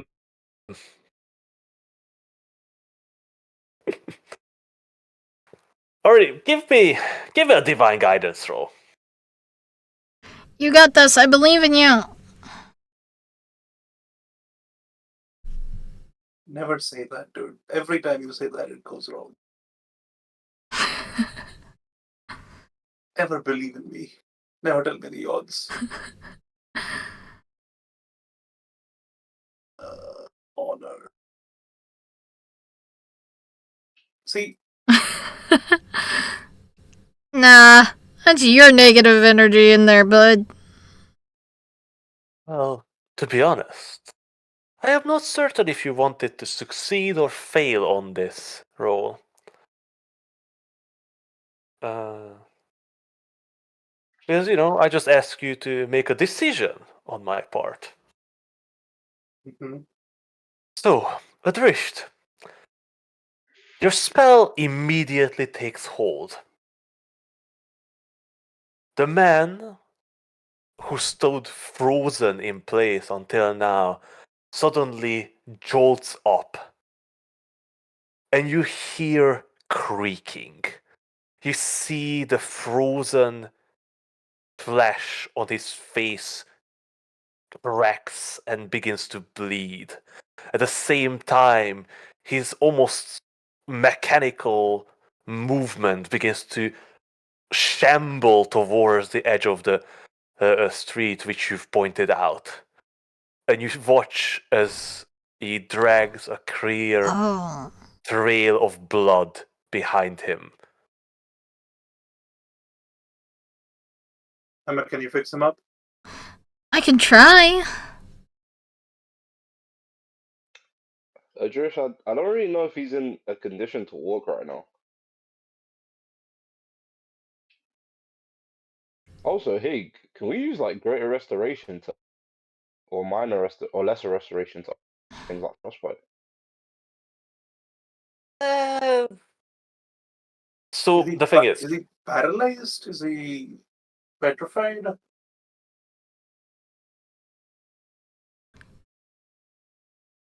he's not. He's not affected by magic. How does cold do that? Cold. Scale Probably affected by something. Probably wasn't cold. Well, the cold caused the frostbite.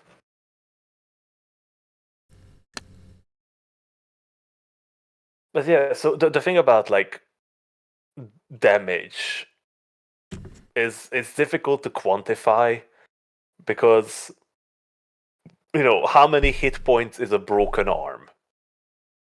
Can you just use healing magic to fix a deadly injury? Yes, but at the same time, it is a bit odd to think like, oh, your lower half was crushed by a boulder and your bones were pulverized.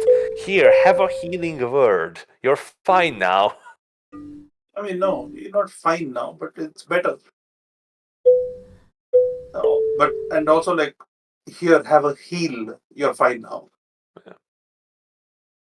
Yeah. Like if it's a big healing spell, I would say that it probably fixes those kinds of wounds. It is magic. It's not supposed to make sense. Yeah. No, I just like the idea of, an injury having a lasting effect, not something that you can just easily fix. I mean, yeah, there are injuries with lasting effects, but it wouldn't be life-threatening in a sense. Yeah. If healing magic was used on it, Yeah. it would just be a disability. Like my hand was broken, for example. Yeah. After I tried to claw the orb out. That You'd sounded like to awful. cut it in half. Yeah. But yeah, like, that is my take on sort of healing magic is that, yeah, if you're just hurt in a battle, that can be healed. If you are injured by trap, that can be healed. But if it is something that, significantly injured you, yes, it can be made, non-life threatening, but it's something that needs to heal. I guess heal would be an exception because it's such a high level magic. And it literally says, heal. Yeah. And godly powers and whatever. So They can that's the reason I always say like cure wounds. I think if it's a surface wound, it just fixes it. That's it. That's about it. Like you stop bleeding is what happens when cure wounds happens. Yeah. It doesn't like fix bones or stuff like that, but like it just makes it so you stop bleeding. Yeah. Don't die to blood loss. it doesn't fix your UTI. No, you need greater restoration for that. All right. Otherwise, it's gonna burn going down all week. So, what are you guys Sorry, doing? Chad, for the combo. He's not in a good shape. He's just standing there, bleeding. Is he Although, within not range to like of what? be in the HUD if I put the HUD up? Would greater or lesser restoration help? What do you mean? Have what? The Like his condition of condition. frostbite. Doesn't particularly say, but frostbite isn't really a condition in D&D, so Yeah, it's more like it's an injury, basically. Okay.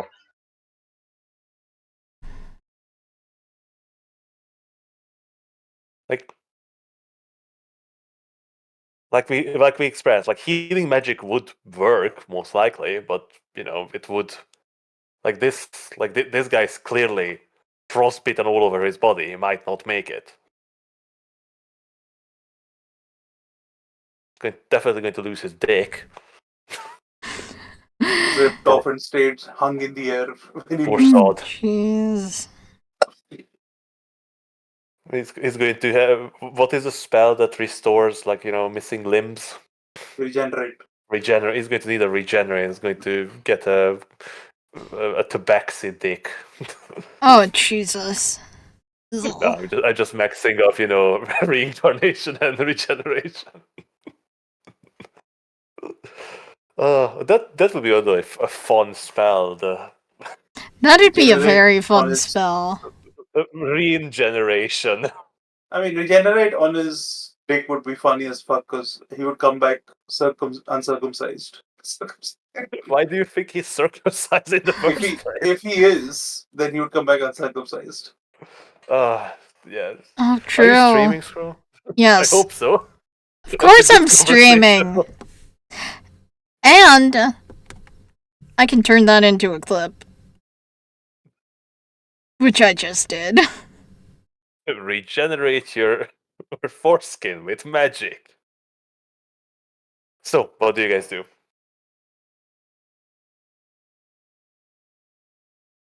I'm gonna just wait for her to get the dome up. Yeah, like Yeah, if try to if fire everyone's in up, get him range, then dome with a spot with a spell Spell slot. slot Yes, that. with a spot.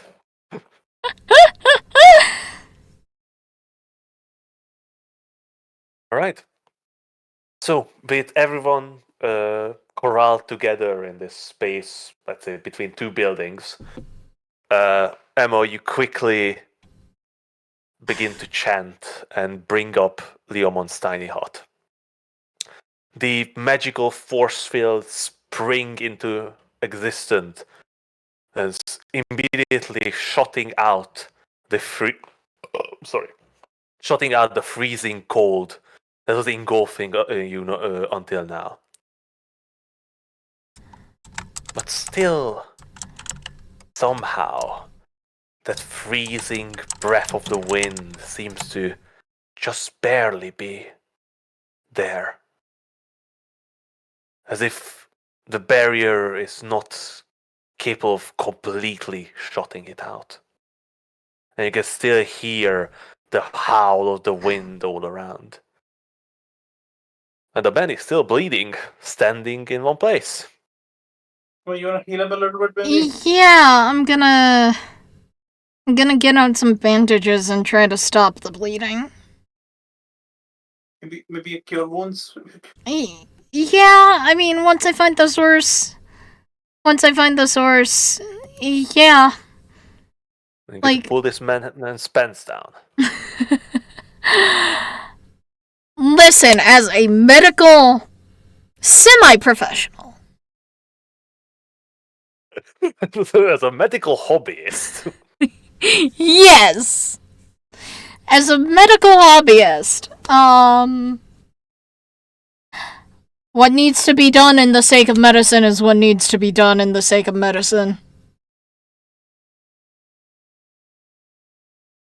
Granted, I'm in my gag. In disgust. Alright. So, Emma, as you begin to examine this man, would you give me a medicine check, please? Of course. Oh, it's as high as my stealth. Oh, 16. So, Emma, as you sort of grab hold of the man's hand, it's ice cold. He's still breathing, but now you cannot see the little clouds of mist coming off as the air inside the dome is nice and temperate. As Wave and Finn begins to start a fire in the middle, you begin to peel off the clothes from his body. and you see that this man is... You're not sure if he can be saved. The Oh. gloves have frozen onto his finger, which are black and purple.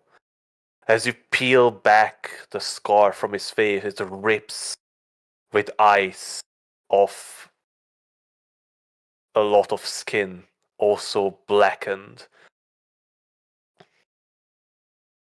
His eyes are still closed. And the more and more layers you peel off, you see that it should be impossible for this man to stand up with this much damage to his body. Phil, I can I think get some maybe water? we throw him out. But throw him out. I just... He's alive. Come look You at can save this. him. There's like no... Wait, did Emma just say off him? Aye, that's crazy.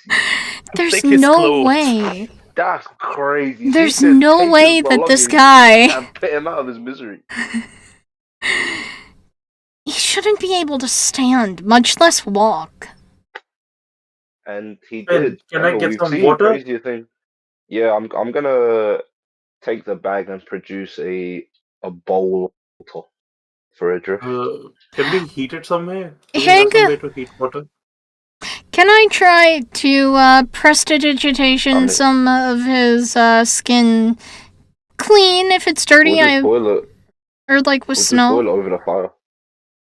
Yeah, Unfortunately, I'm gonna- prestidigitation only works on non-living materials, Yeah, but you can I'm definitely gonna- warm up water with it. Oh, you can? Okay. Oh. I'm just gonna warm up some water and start pouring it over his frostbitten limbs. Unless, you consider water a living material. No. It isn't.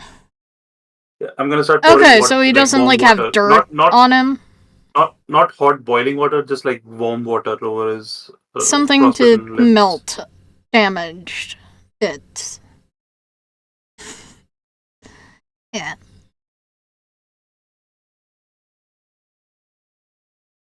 Yeah, just like pouring water on his limbs, extremities, trying to get the heat back in them. Right.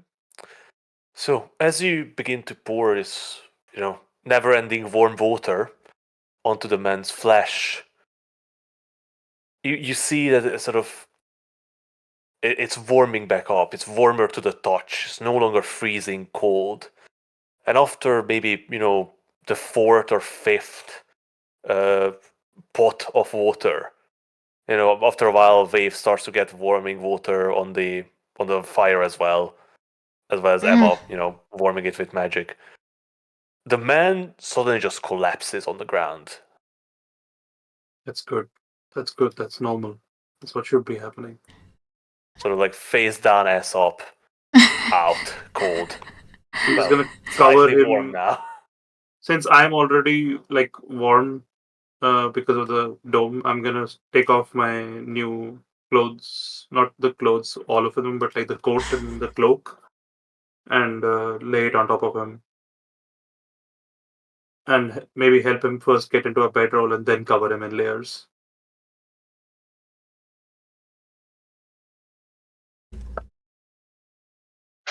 Also, make sure the bedroll's close to the fire. Yeah. Emma is putting hers as far away from that one as she can.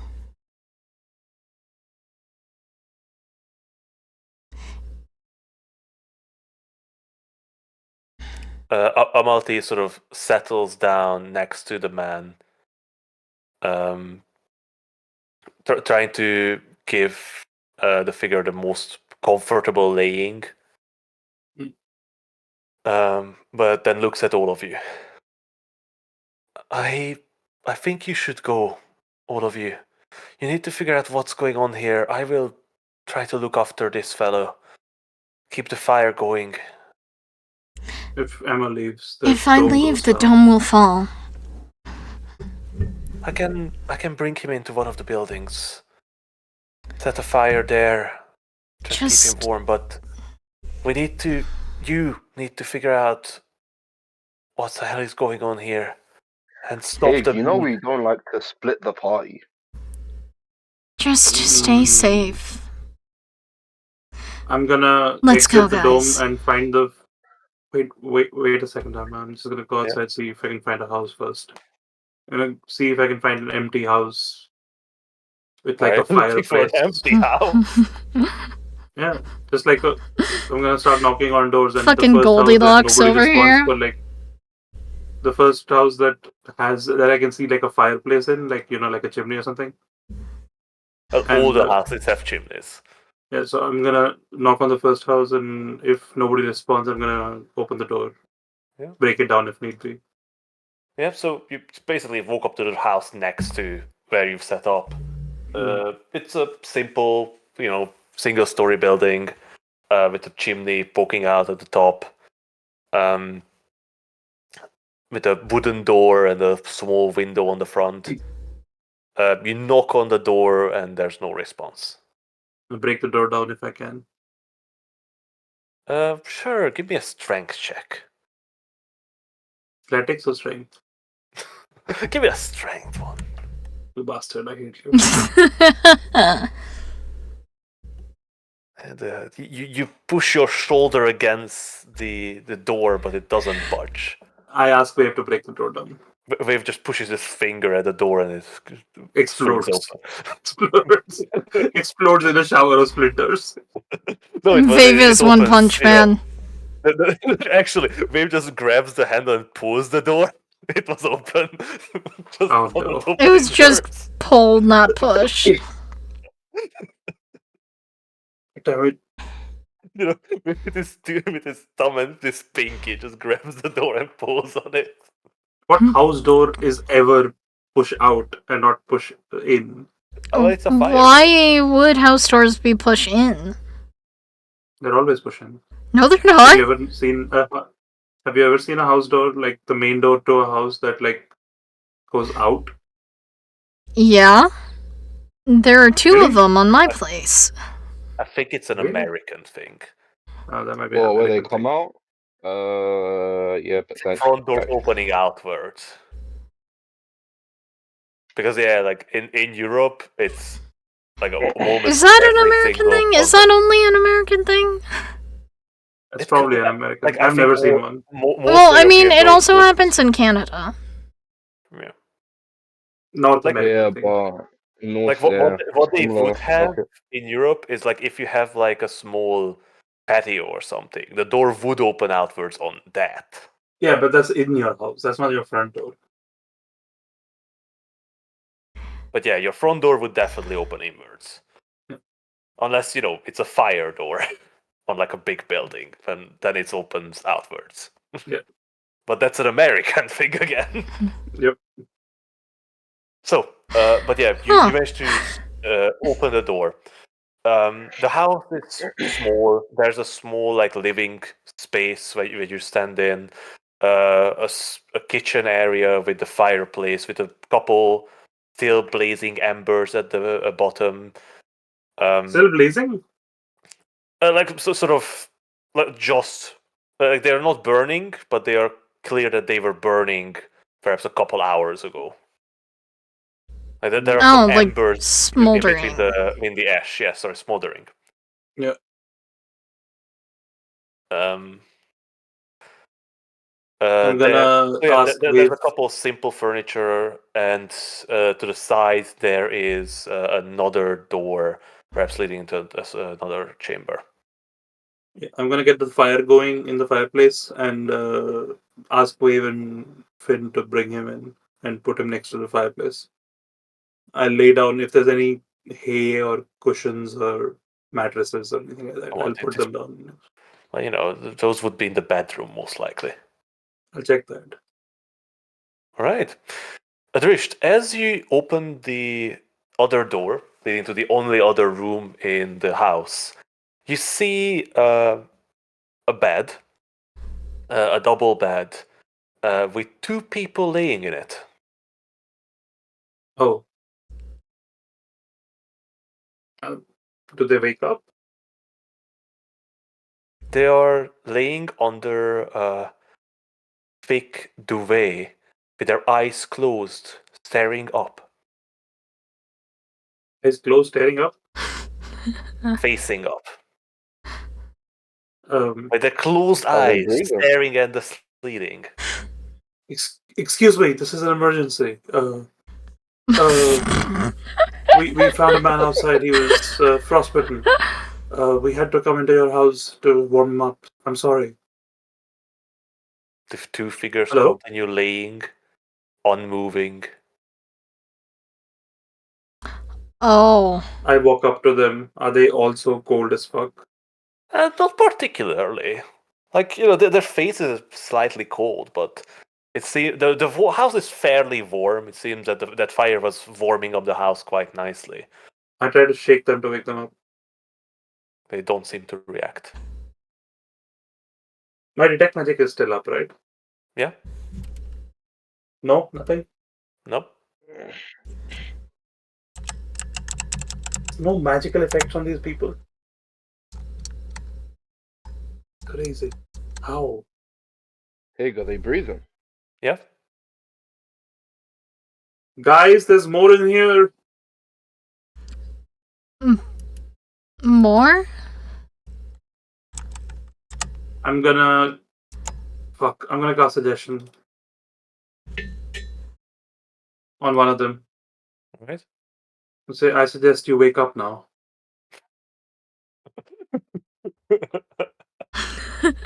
Jesus. um, I'm going to say I don't think suggestion works on a creature that's unconscious. Does it? Mm, There's the course vector that can hear you. Can it hear me? monsters That's that the can question. see within range that can hear and understand you. Mm. Uh, I'm going to rule that suggestion does not work on unconscious creature because they cannot understand and hear you properly. The sound comes to them, but they do not hear and understand you. Mm. Makes sense. But this is different from the guy outside. He was conscious, right? He was, well, he definitely reacted to your words.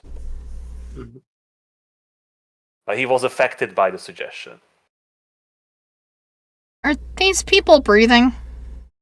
Yes. Yeah. Okay. Just double checking that hers didn't try suggestion on a corpse. No, screw it. They are not breathing. They're just laying next to each other like, good married couples.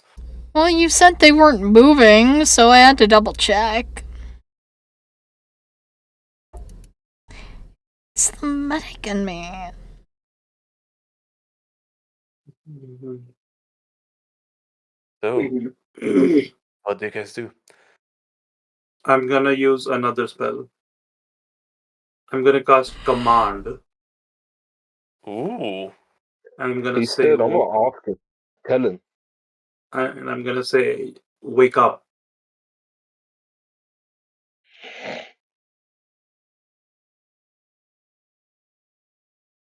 Yeah, command does not require the creature to be conscious, technically. Yep. As long as they're not undead. Yeah. Wait, is that stated in command? Yep. Does it? Yep. You speak one word command to a creature you can see within range. The target must succeed on a wisdom saving throw or follow the command on its next turn. The spell has no effect if the target is undead, if it doesn't understand your language, Apologies, or if you're I was by mistake looking at the 2024 rules command. or if your command is directly harmful to it. I don't think waking up should be harmful to anyone. Yeah. If it doesn't understand your language, that's not true. They should understand your language. Yep.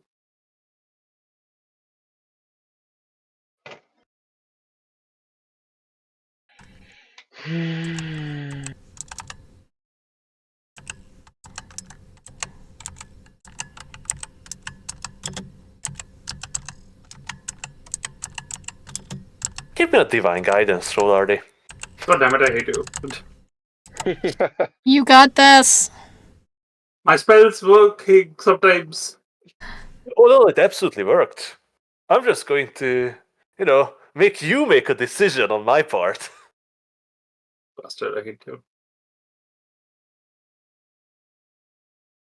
So that's a success. Which one of them do you targeted?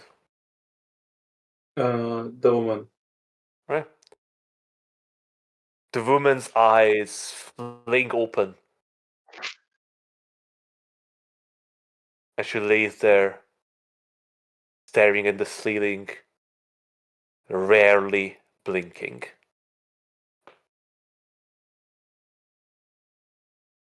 If you can hear me, blink once. It blinks. If you It can't blinks hear me, again. yep, I figured.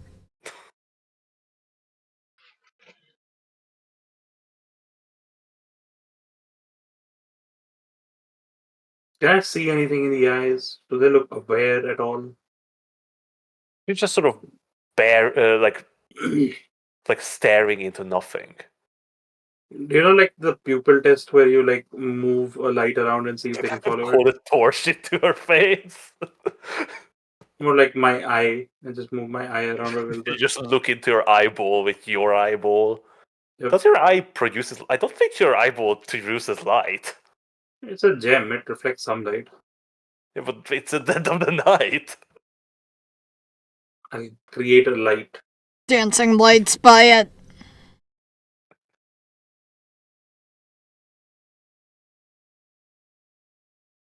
Oh, yeah. Let's say you are aware of this reaction, and as the light shines in her face, her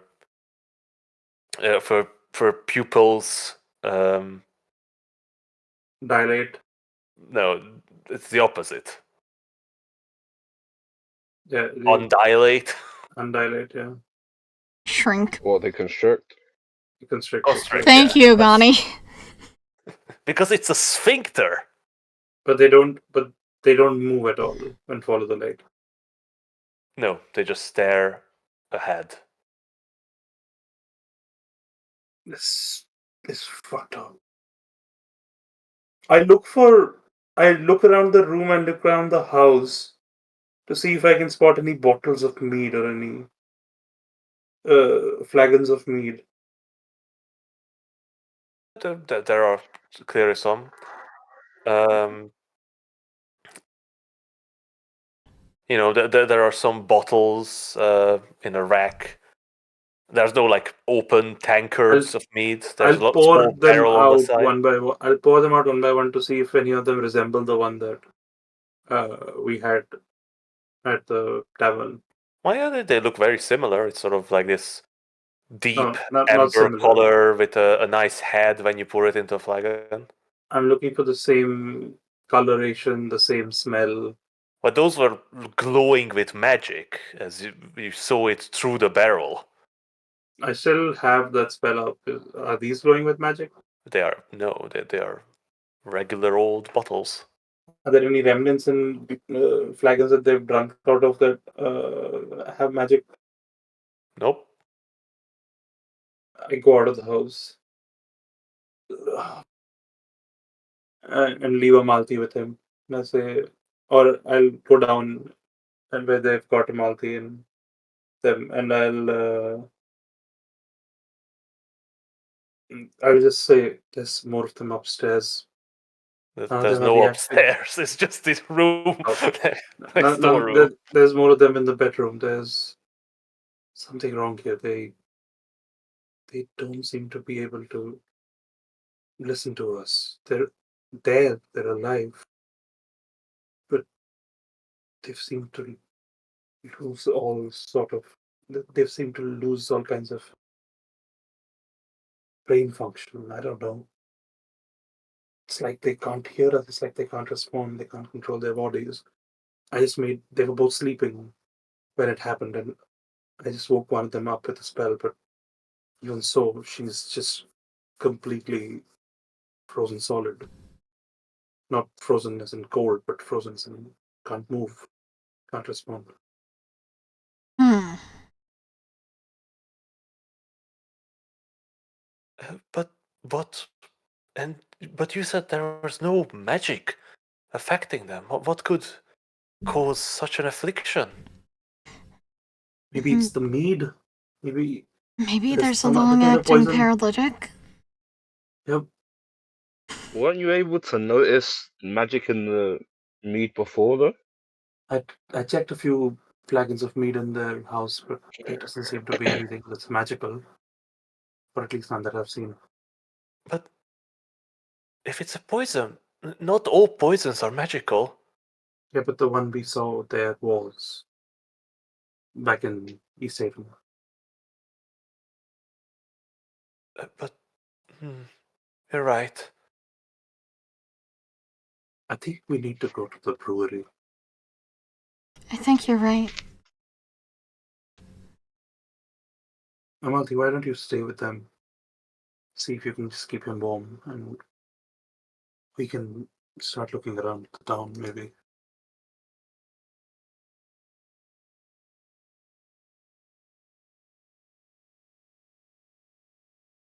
Yes, that's probably for the best. Stay safe out there. You'll find the brewery. It's in the basement under the meat hall. They have a hatch on the side that leads down. Right, we'll be back as soon as we have any news. There's also a elevator of sort inside the meat hall, which they use to move the barrels.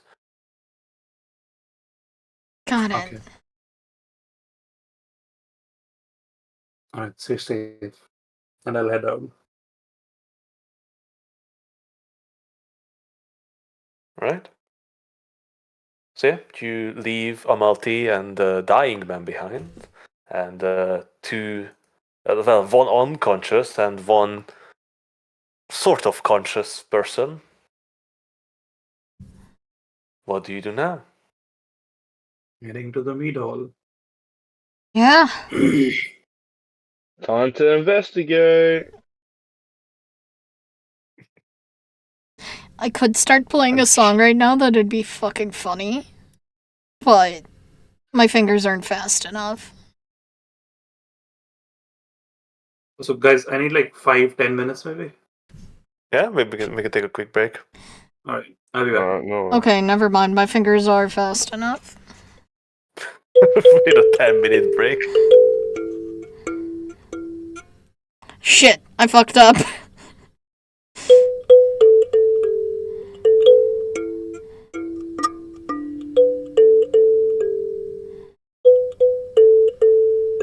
You know that sound barely comes through the mic, by the way. Ah.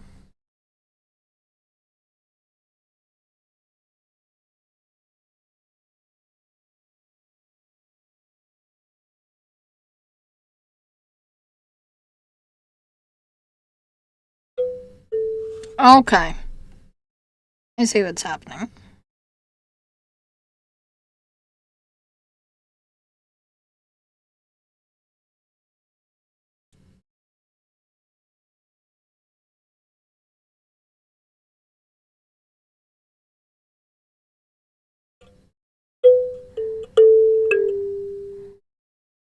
Wait. Okay, that is the start.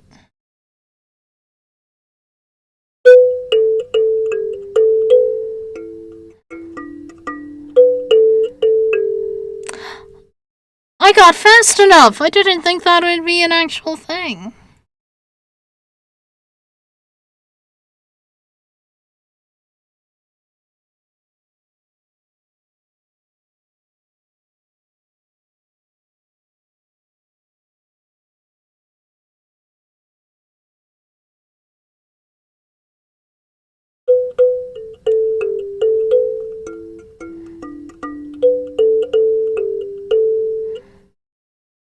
Shit.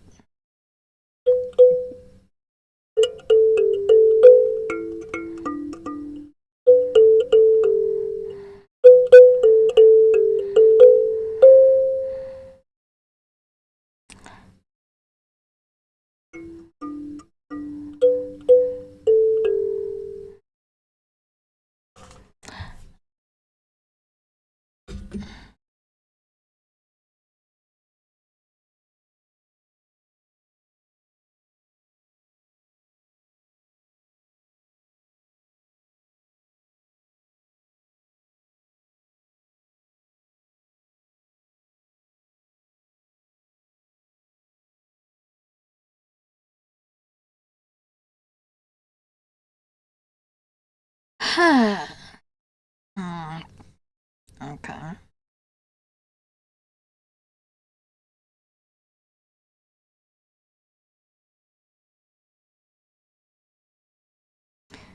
What do you mean, did I turn into a squeaky door?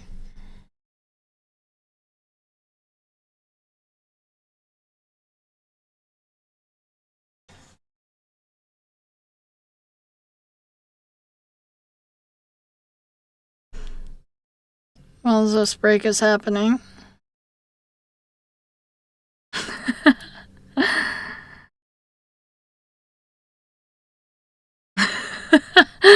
Really, narrator?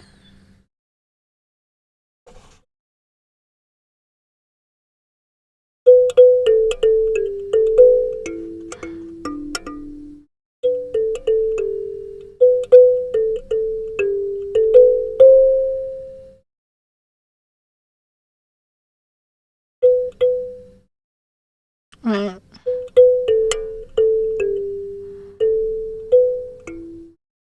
Okay.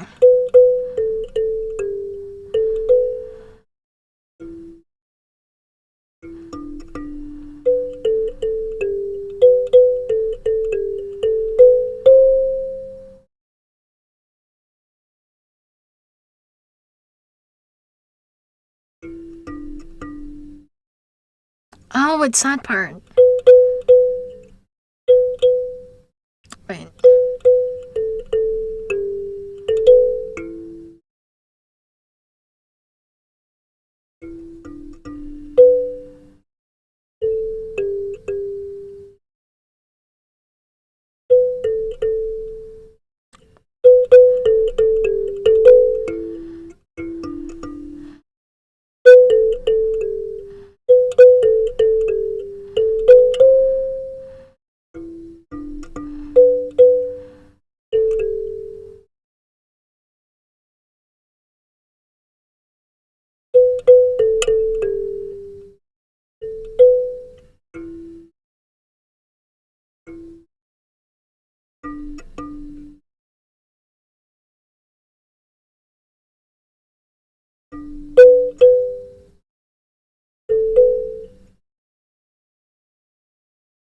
Hold up.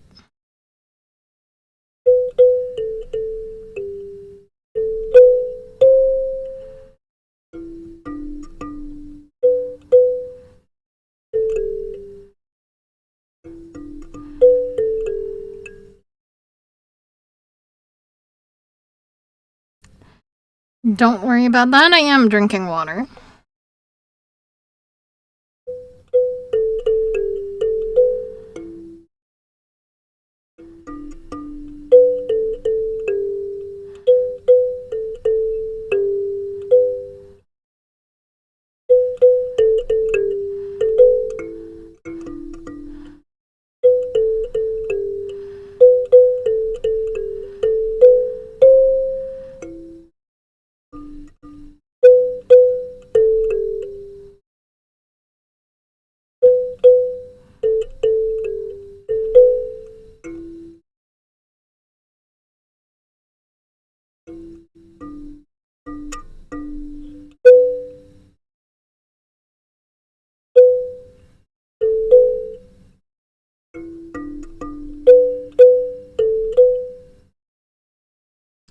I think I'm hitting the right keys.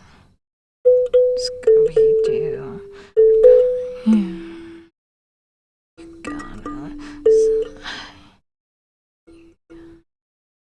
I'm fucking up my notes now.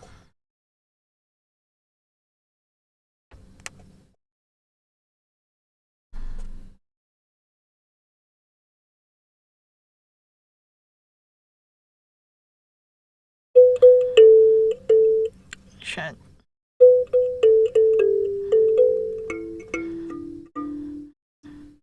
Wait.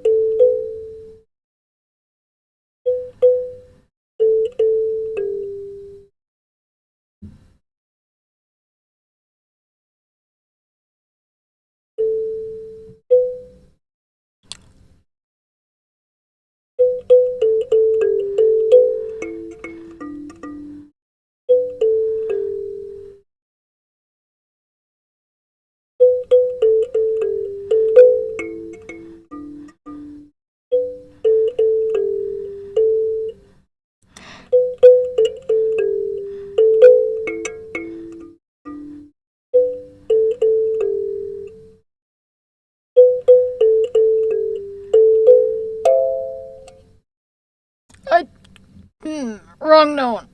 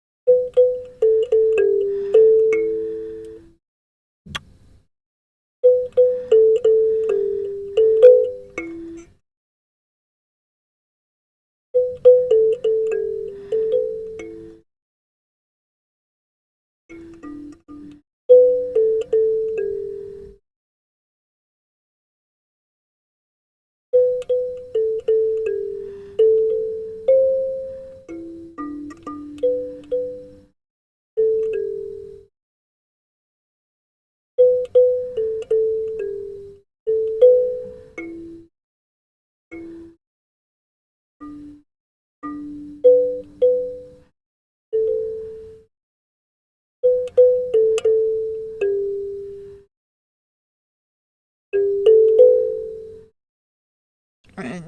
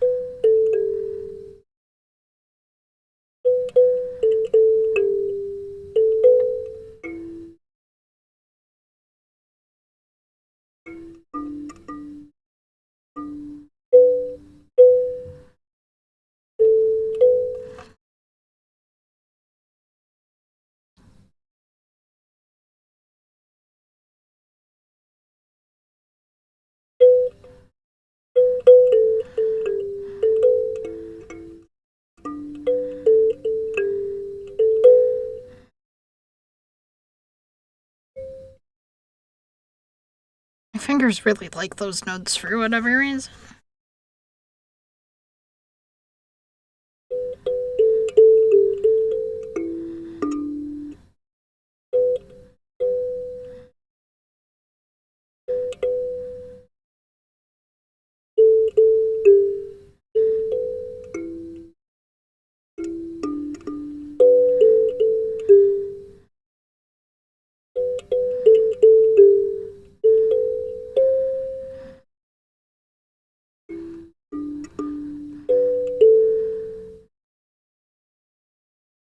Almost.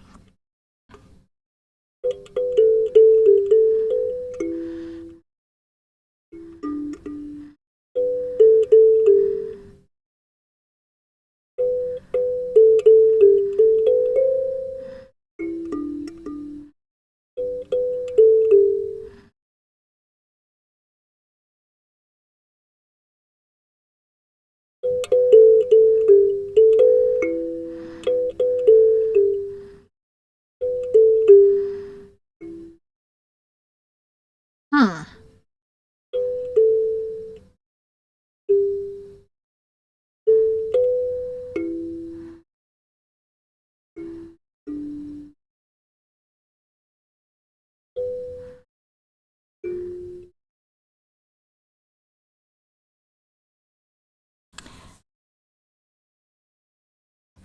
I hope I'm not driving anybody insane with the kalimba.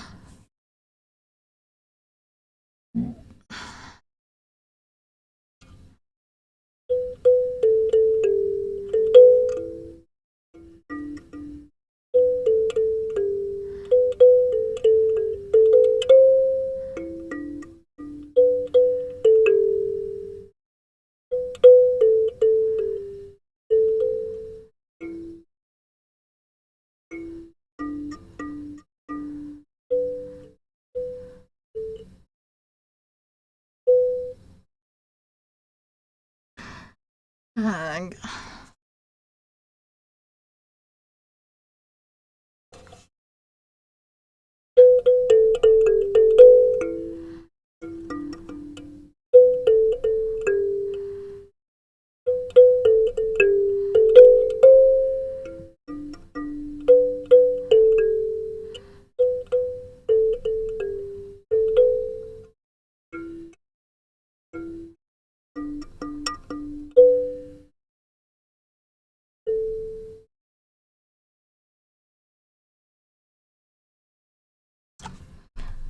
Okay, I think I have that bit down.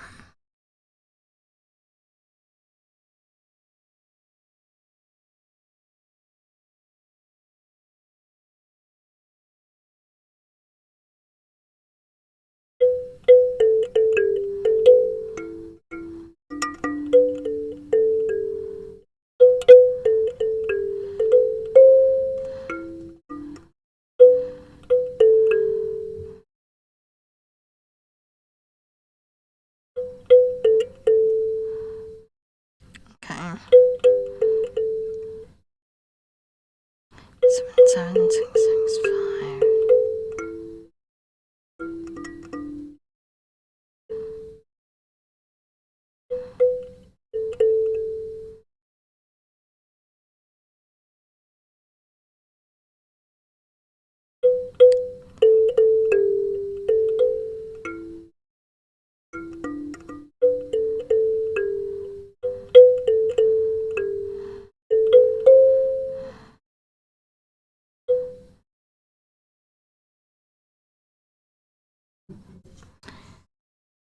Okay. So I'm still working on that row, sadly.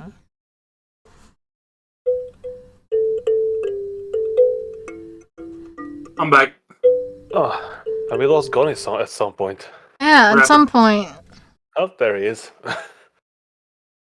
And he's still muted. Can he stop being muted? Or he's back. I Yee. restarted And my I've stopped playing kalimba. laptop. Right? Are we back? Can we continue? Was good? Yep. Yep. The stream was delighted by Squirrel's music playing. Actually, yes, they were.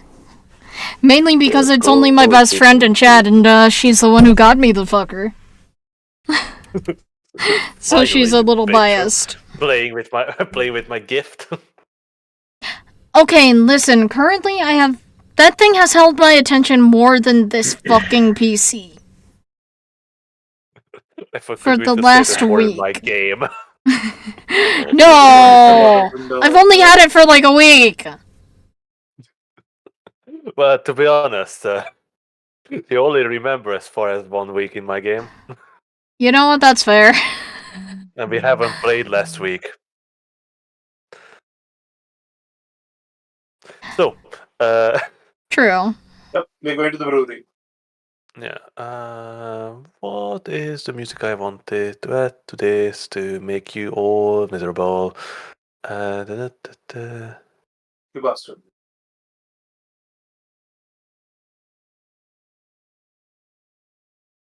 Is that the one?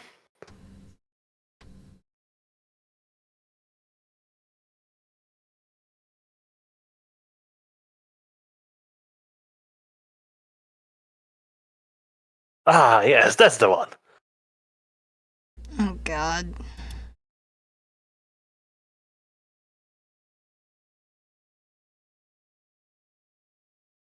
So, Oh! That is some music. you leave the. Nah, it's too much. It is a little much. It's a little epic sounding. Yeah. That's much better.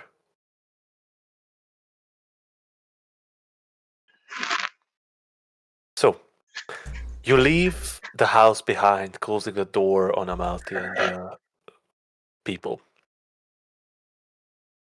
And start heading down back the way you came.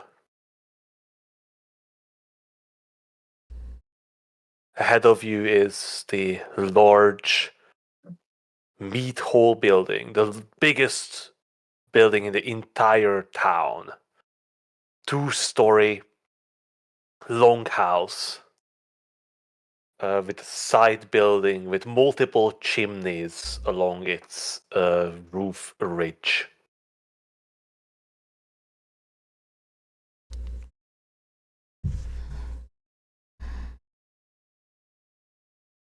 So, what do you guys do?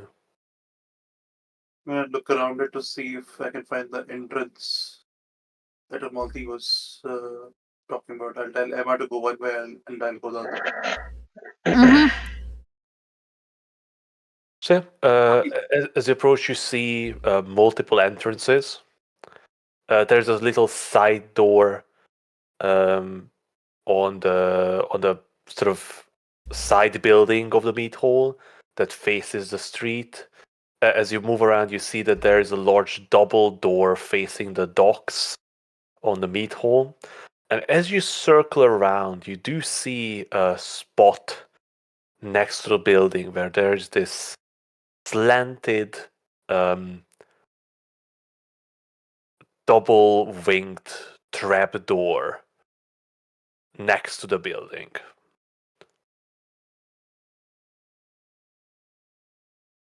I'm gonna pull on it. Mm. Quite heavy. Seems to be locked. Wave. A hand with this. You don't even need to say that. All you need to say is Vave at this point. Yeah. Right. Get Vave to open your jar of pickles. Such a good show. Yeah. I really do hope they will sometimes make more seasons. They're going to, or at least McFarlane don't wants think to. so. I don't think so. They will. It was a nice finish for it anyway. It So, was. give me a strength check from Wave.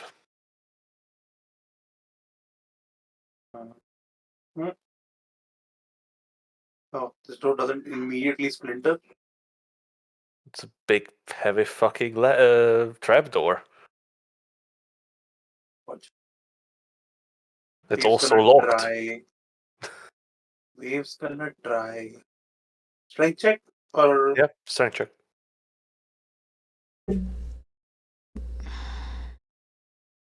why didn't it roll?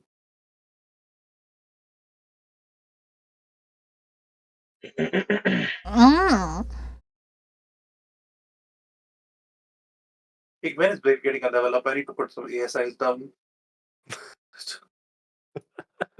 Well, I think I said that if you guys, well, sorry, not if, when you guys level up, they are going to level up as well. Okay. So Okay, nice. when you guys level up, they level up. And then for 2 levels, they don't level up. Mm. All right. So Wave grabs hold of the 2 handles of the latch and pulls with all his might. And you hear the door creaking, and then a snap as the bar closing it from inside snaps. And Wave sort of stumbles back as the door swings open and bangs on the sides of the building.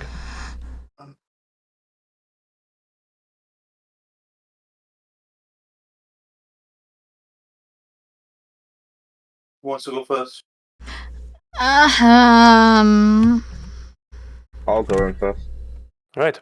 So I'm Finn, gonna go in as slowly you and head cautiously. in slowly with the others, with Emma and Drish and Wave's gonna Dorian, turn on his light. yeah, coming in. So as the door swings open, you hear this sort of mechanical sound coming from inside. This sort of whirring and gurgling and other noises. It's quite noisy downstairs. You're not certain how it did not escape, although you did hear some of it when you were passing by before. But it's very dark down there. You do see some lights glowing beyond the short corridor, but it's only this sort of faint glow. And Finn, you said you're entering stealthily. Yeah, I'm gonna approach and enter in stealthily, Yeah. Would you and also would you give cautiously. would you give me a stealth check then, please? Hey, there's a light on. Do Yeah, Wave does have a is light on, and you is just part of that a bang the trace still on? fucking door open. No, I think that was only Oh, for an hour. okay. It was more so to look in with a cautious approach, as in to like just poke my head in, look left, right, check Yeah, but everything's cool. But yeah, you're doing 18 an for stealth. 80. Yeah. So, Finn, I'm not even going to make you do a perception check. What's your passive perception? You have good enough, if I recall. Yeah, 16 passive perception. So, Finn, as you enter stealthily, watching, uh, you catch something from the corner of your eye, and you have a moment to react as a figure dashes out past you towards Dorian and Emma and Adrish behind you. And I'm from the gonna corner block of the your way of the eye, figure. it sort of darted past you. You do notice, though, that he's carrying a dagger, dripping with something. You only have a moment to react, Finn. What do you do? Oh, they already passed me. Basically, you just sort of caught it from the corner of your eye as you sort of entered, and they are Wait, behind you. yeah, but can I not just use Sentinel to stop them from moving? Well, you You can could. certainly attack them. Yeah, I'm gonna attack them and attempt to use Sentinel if they're trying to move Yeah. beyond Finn, my reach. would you give me a divine guidance roll? Yeah, I can do. I don't know if I want to, but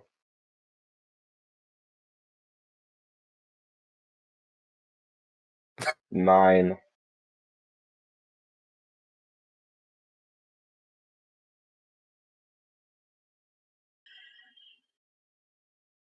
Finn,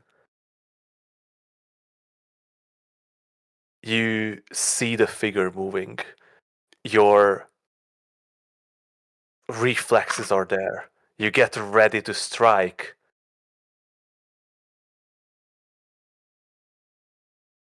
And Fang Fury is nowhere to be found.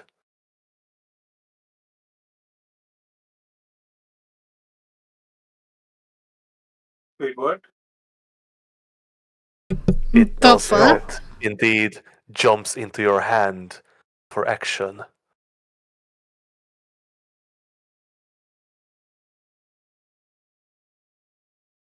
Okay. It, it remained in the gauntlet. Hey, am I blind? Yeah? Sorry? What's up? Am I blind? Why? Like, is there no magic here? I don't know. You can perfectly see.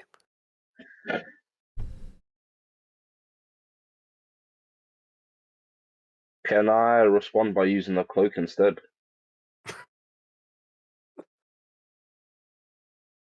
Wait, so he doesn't have Fang Fury at all, or it just doesn't jump into his hand?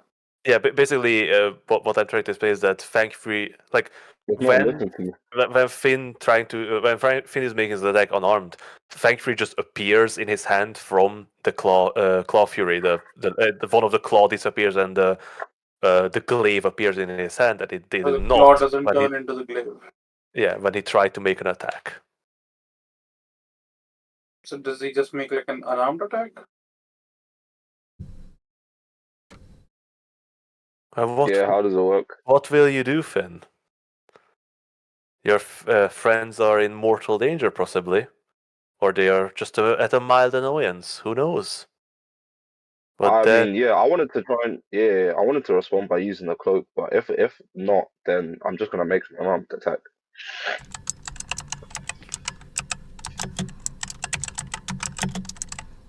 well,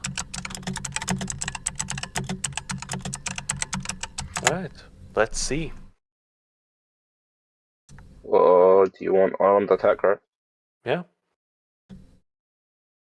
So what is that? Just D20 plus strength?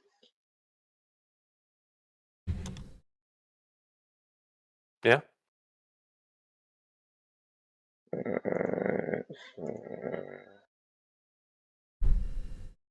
well, 4 plus.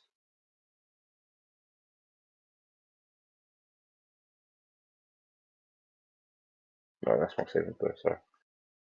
4 plus 5, 9. That does not hit. Yeah, I thought as much.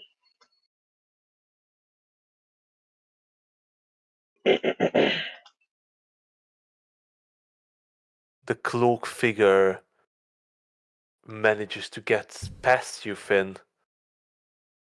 Guys, watch out! I'm going to roll a d6.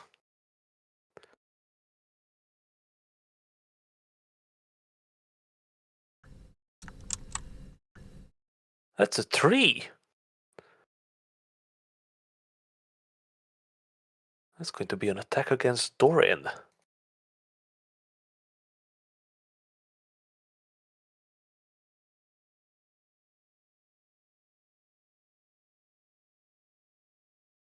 Hmm.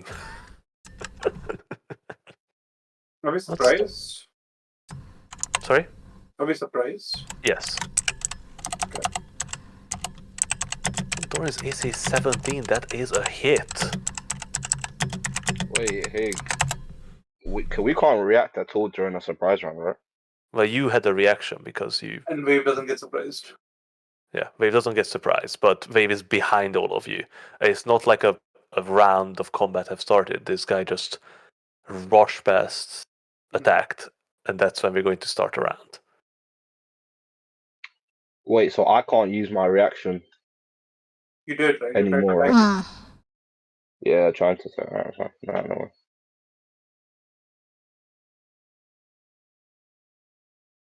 Right. So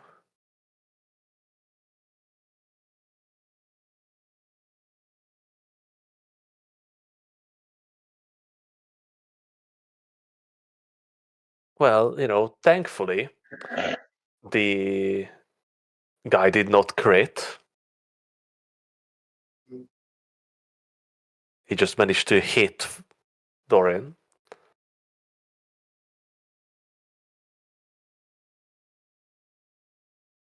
Or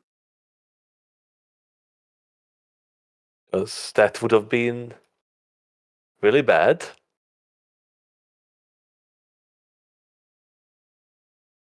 Because Probably. his dagger plunges into Dorian's chest,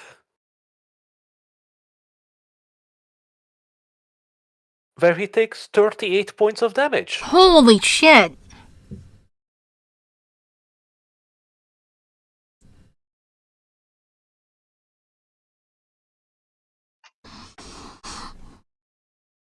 Wait, Dorian takes how much damage? 38. Jeez. does he have the same dead eyes? Or is he like No, he has the like what dead does he eye look? because he's dying. Not Doran, but like the guy. What does he look like? Right.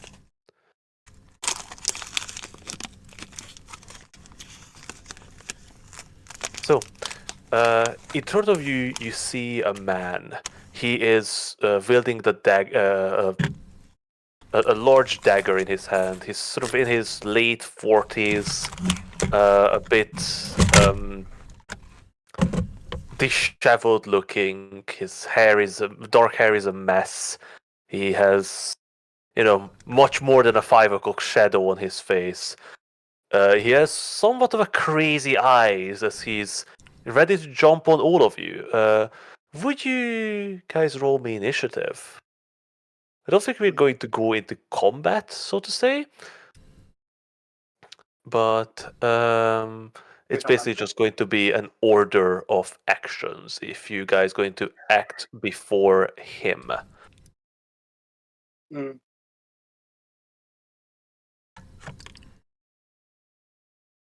The surprise round is done, right? Yes. Wave could still move on this round, though, right? Uh, like I said, He was, it wasn't really a round of combat, so to say, and that's he's not really how behind you. surprise works in D&D. Yeah. Sure. Yes. Wave can move on this turn. Wave's just gonna get right up to him and get between him and Doran if he can. Yeah. How does wave ability work exactly again? It just cannot Or- be surprised. Yeah, it's part of danger sense, right? If I'm not crazy, and I might be crazy. Negative.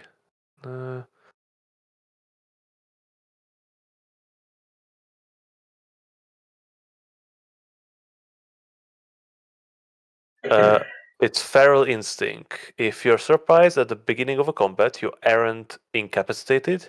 You can act normally on your first turn, but only if you enter your rage before doing anything else on that turn. So Wave's just gonna get angry straight up. Oh, and you also have advantage on initiative rolls that we've never done. Well, wait, so Vader's had advantage this whole time. We've never used it. Yes. It's only if he goes straight into rage. No. So at 7th level, your instincts are so honed that you have advantage on initiative rolls. Oh, that's basic. Additionally, if you're surprised at the beginning of the combat, you aren't incapacitated. So yeah, Fave is just going to just jump and kill this guy. I feel. So you're going to enter a rage, and then Wave is going to push past the three of you and Just an fucking attack. slam. Just fucking All right. So what is Wave using as a weapon? Is he going to use his? Oh, great axe, not like his natural weapons. No, he's just gonna cut him in half. All right. So yep. Rage. Roll to hit.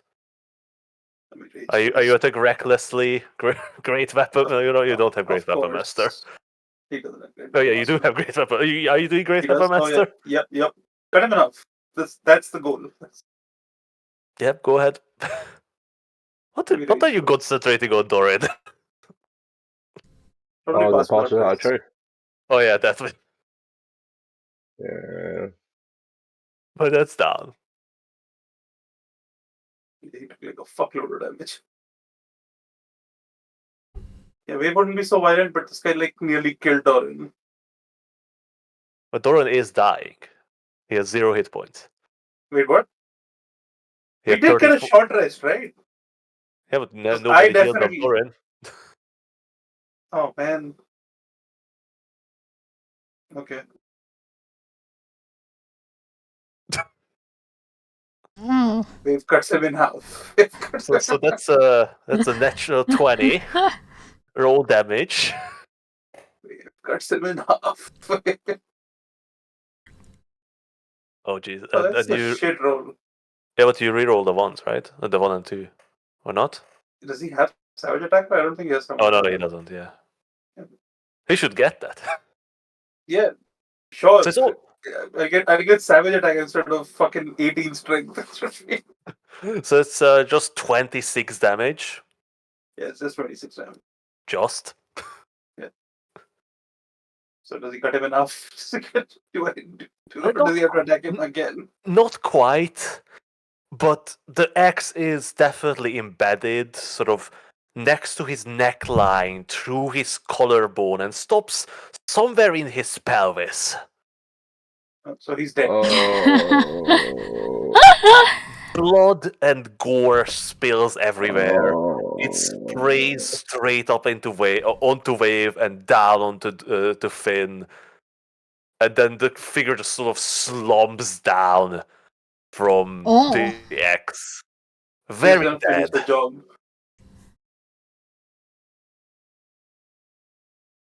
It's a second attack. Yeah, 16 hits the Dead corpse. corpse. Yep.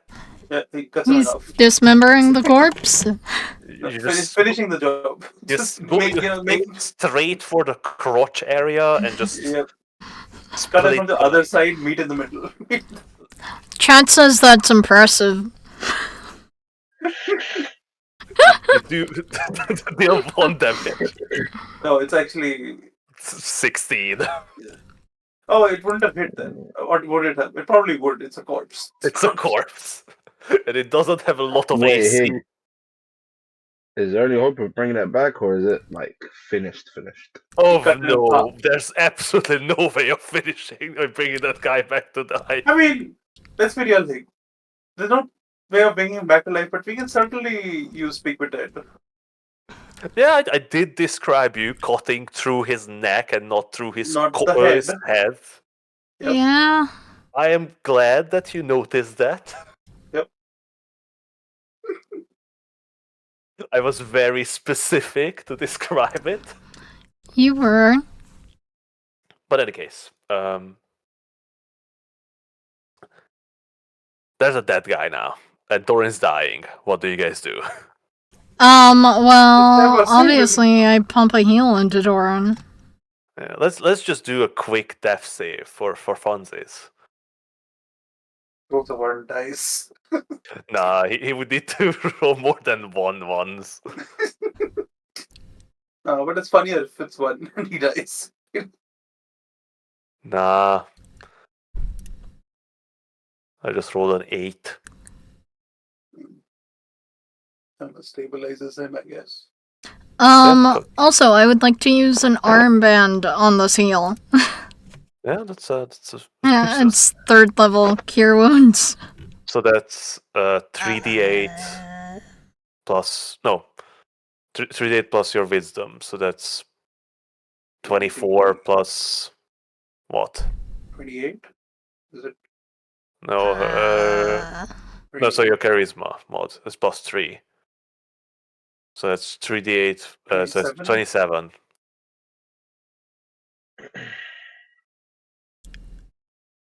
It's decent healing.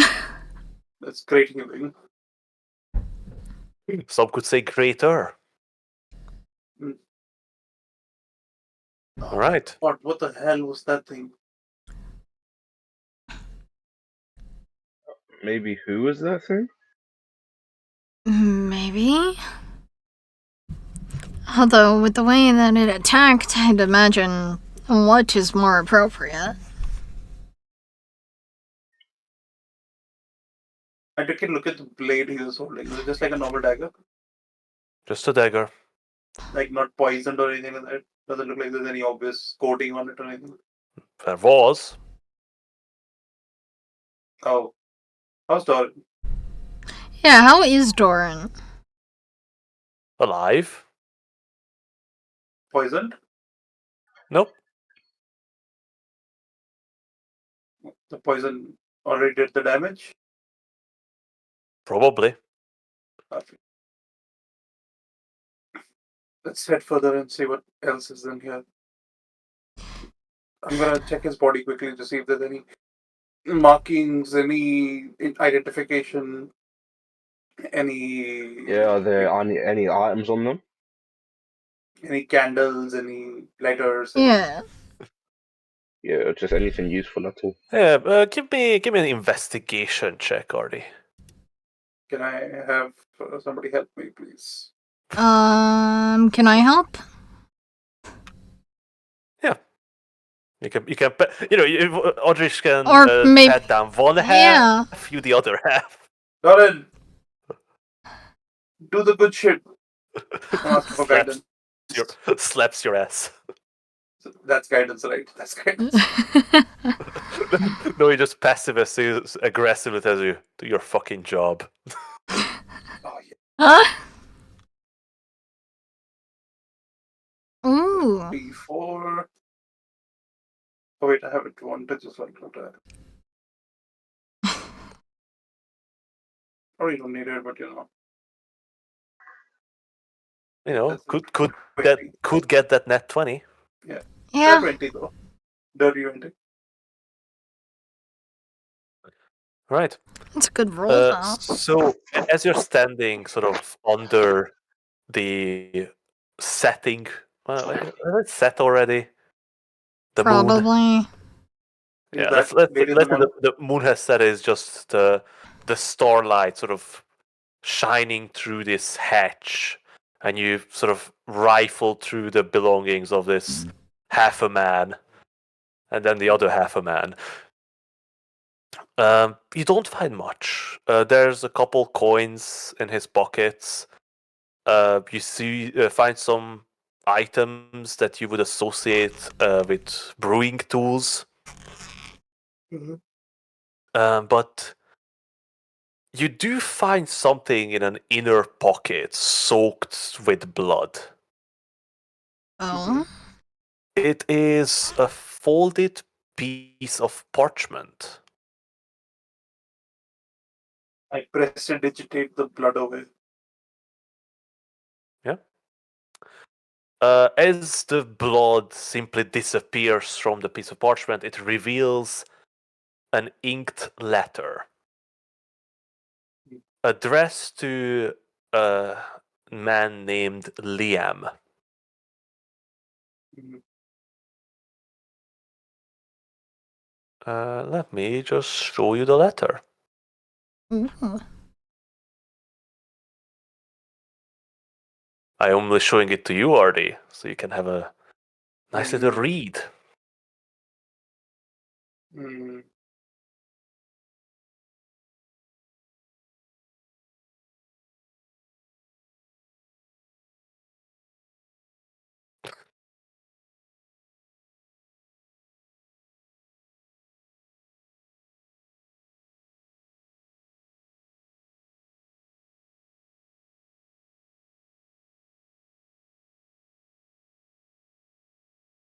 Mm.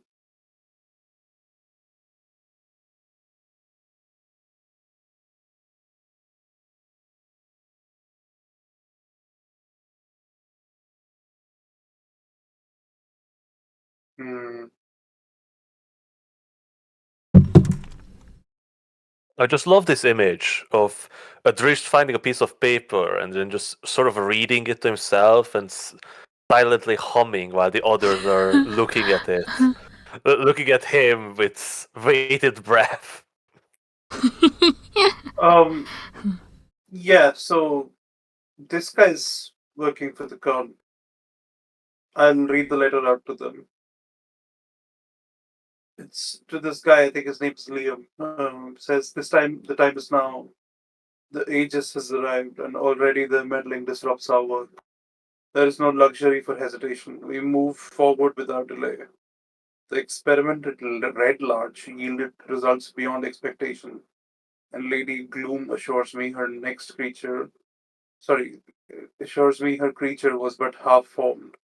Yours will have to suffice with an even greater challenge. Distribute a barrel to every major tavern across the towns. Let the next batch be prepared with haste. These wretches are ever thirsty. Ensure our new employees, quotations, serve their purpose well. Do not fail me.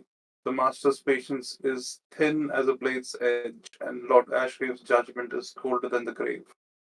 The city, the cities must drown in discord before the harvest begins. Should you falter, I will see to it that Lady Gloom finds another cow for her craft. You understand what that means. Make them drink, make them fall. Uh, and it's addressed by somebody called Warlock. Hmm. Guys, I need to go for 5 minutes to move my car. Okay, Okay. no worries. Mm. In the meanwhile, you guys can discuss the letter. You want to make it so they can read it as well? Yeah, I did. Oh. Okay, actually, just a reveal. You can see it in the notes as well, but I'll show it. So, Scroll, you can read it. Oh, hooray. We don't know anyone called Warlock, right? I don't think we've ever heard that name. I have been too brain rotted. I've read Warlock and I was immediately like, Adam Warlock? No. Would be. I hope not!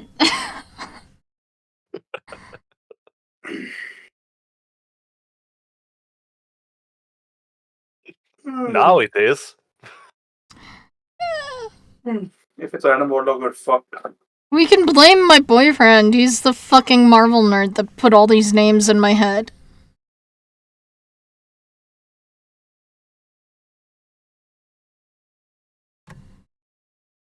Oh. The harvest. This mean by the harvest? Are they planning to do what they did in Waterdeep or something like that? All the answers are there, Artie. Hmm.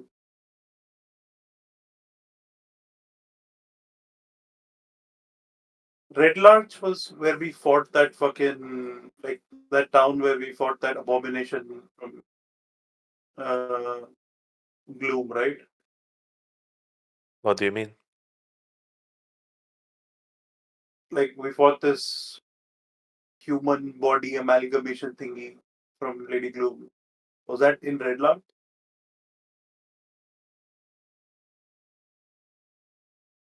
When did you fight Lady Gloom's monster? We fought a monster that she made. We did Well, fight you a monster. You fought her outside the Outside ship of Alpha Omega. You No, fought it was like her this in. monster with like hundreds of heads on it. You remember that? Was that not one of hers? Are you thinking with about the hundreds of thing from the heads? Feywild? Monsters with hundreds of heads. Like human bodies, just like. Oh, you fought. That was the monster that had the arm of Halrind, not Halrind, Halrian. Oh! Uh, Wait, it was the thing from the Feywild that I was thinking of? I think that's what Artie's thinking about. Okay. Like down in the under the shit pile. Have you been to Red Larch? I feel like we have. It's a familiar name. You have been in Red Larch. If you give us a world map, we might be able to figure it out. Yeah, if you want, I Or can, like a take you map. to the third coast. Yeah. Red Lodge is somewhere around Waterdeep, right? Yeah. It's right. It's like right near Ampale. Yeah.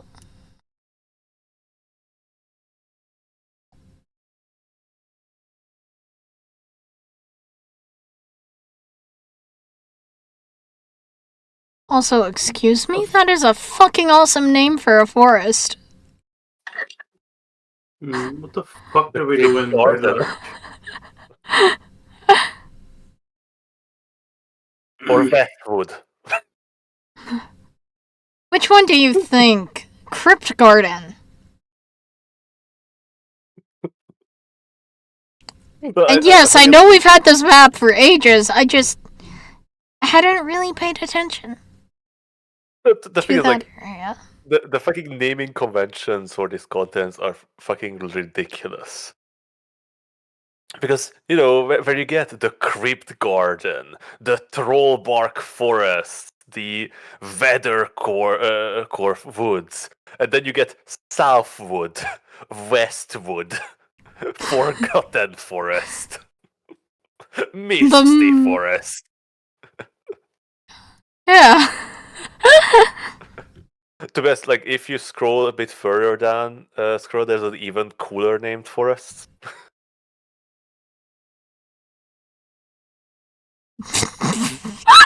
I'm sorry, I just saw the I'll be back in far a minute. forest. Oh, Trollbark, Sharp Teeth. The Wood of Sharp Teeth. Honestly, Forest of Worms sounds dope. Yeah, that's a cool place. Also, I suddenly want to go to the Snakewood. Next to the Troll Mountains. Fair enough. Because that's almost down in Yeah. Amn. Like that's the edge of. Yeah, it feel like that little bit of the map feels very familiar. I don't know That's why. where, like, that's so you didn't come to this part, but Amn is where Yeah.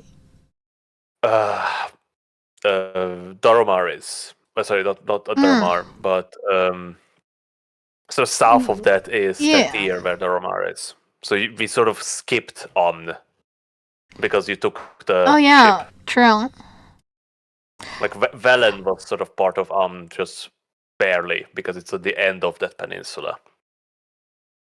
Alright, honestly, I wanna understand what the hell made them decide to call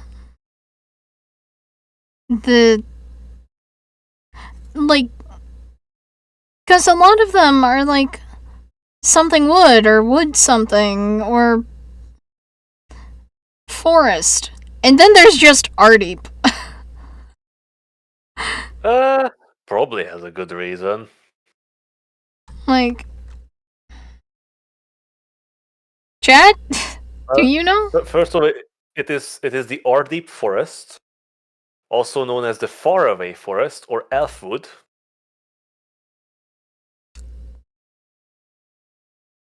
Huh. It was usually written as Ardeep Forest as one word, and later it was sort of shortened to Ardeep. Ah. Fair enough.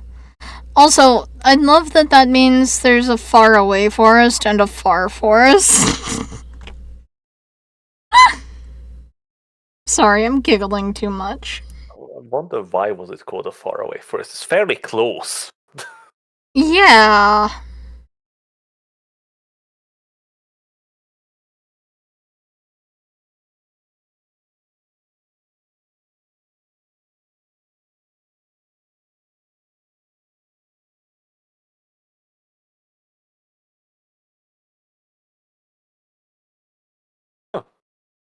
Pretty cool.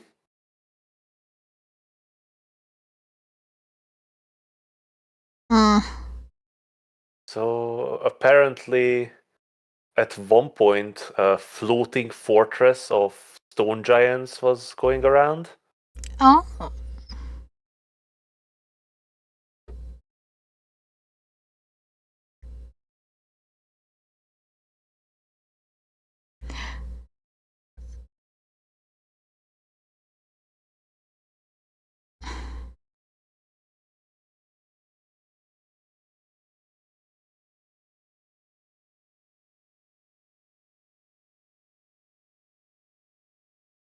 There's a bunch of interesting. Oh, that's where the House of Stone is. Ah, I'm interesting. back. Yeah, but Welcome Connor is back. not. Fuck, man, I can't recall what the fuck we did in Red Larch. Do you remember? I know we Sarah? did something, and no, the thing that I was thinking of was Nesme. Where's the map? So we started in. Did we maybe get? after we? Did we maybe meet Puddle Jumper in Red Did we- Larch? No. Wait, so we started in Waterdeep. We went Yeah. to Ampale, if I remember correctly. Yeah, we just went through this story. Yeah, And then we went towards the Trollmoors. we did. What was after Ampale? Was it like Summit Hall? Hey, No. The first time you arrived at Waterdeep, we just went through this already. It was Ampale, and then we went from Ampale to. I feel like I remember you saying it was Ampale to Summit Hall, where all the Knights of Salimar were dead. Yeah. Well, you know Where what was Summit Hall exactly? Can I see it on the map? Summit Pool is near. Oh, do I have that? Is it somewhere near Belliard? I feel like it was somewhere near Belliard. Give me one moment. Maybe? I should have that map as well. Not here. So I'm thinking. I remember we went to Belliard and we went like No. on this side, right? yeah, Like I feel like we went. Where's the pen? Trying to. Oh, I don't have that map anymore. Yeah. I have a good map that is like I feel like the we went, zoomed in part of that world. Yes. That part of the world. Did we go like this? I think so. Right. Yeah, I Sorry. remember Everland. The others completely forgot what we talked about in the long recap since Waterdeep. Wait, what? What do you mean? Oh, am I was that crazy? the place? Is this What my? the- Is this not the route we took? Hey, I feel like that Yeah, is the route. that is the route that you took. so when did we go to Red Larch? Wait, what? I What? think- Linus? What? I think that Oh, maybe that's where the Crimson Creeks Tavern or something was. Do you I see don't the letter, Gonny? Hang on. Yeah, I'm Hey, copying again, the where, letter where down was my notes. Summit Hall? Was it like somewhere here, somewhere? A bit further south. The Summit Halls was before you got through the Somber Hills. All right. Yes, If you give me a moment, I can grab the map and re-upload it. I just don't know where I. Did we go? Oh, did we go like this? We might have. I feel like maybe we did. Because I don't remember us ever being in Wormford. Yeah, that's a name that I think I would remember. Like Wormford and Ironford is kind of the same thing, Oh. and you practically just passed through it. You didn't even stop.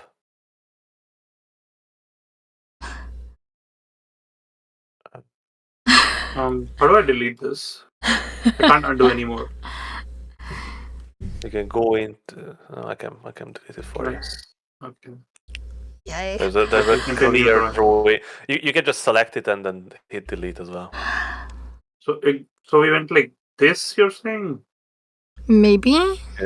You never went to Best Bridge, and you Okay. and you coast through the Somber Hills. Oh, did we cross the Somber Hills? Okay. Well, that's when we were talking about literally today. Yeah. That's where the giants attacked you. Yeah. That makes more sense, Artie. And from Ampale, you headed. Oh, give me a moment. Let me just Nope, not in 10 towns. I want it Here. in the world folder. Then we went to the Quervar. Then we went to Mithril Hall. Then we. The fuck did we go up from Mithril Hall? Back to Kelb. Yeah. Wait, but what is it that you guys are trying to? I'm trying to figure out? remember what the fuck we did in Red Larch. Yeah. We know that it was, like, important. We just don't know what it was. I don't know if it was important. I just don't remember at all what it was. I mean, memory is nice, too. Did we cover this in the recap thing? Not I yet. feel like... Okay. So we went to Red Larch later? Because in the recap, we're already past the Slumber Hills, right? Yeah, you already passed Beliar. You were at the Beyond Calling Horns. Yeah, because we were going to go into the Troll Moors to save that girl and then come back Yeah. running out. And then went back And this then, way. Yeah. like, we... The dragon that we pissed off was somewhere around Austin's Hold, I think. So we didn't go to Red March in that section, Why? or did you just leave that out of the recap? You didn't go to Red Larch. Why wouldn't you just tell me that, bro? Why did you guys assume we went to Red Lodge? Because the note mentions Red Larch. There you go. Wait, what? No. Oh, the letter. So we went down the Oh. long road from Amp Hill, and we never reached Red or did And we? if you recall, you. I in think we Poland, went, like, Poland, diagonal or something. Yeah, we went like you this, I met. guess. That is where you met Liferless, Yeah. the French Oh! man. Yeah, the int! The int guy! Then you skipped Wormwood and went to Summit Hall. Oh, we And from followed the river, didn't we? Yes. Yes, and then you got to Beliard. So we skipped Red Larch. Oh my god, what the fuck was going on in Red Larch?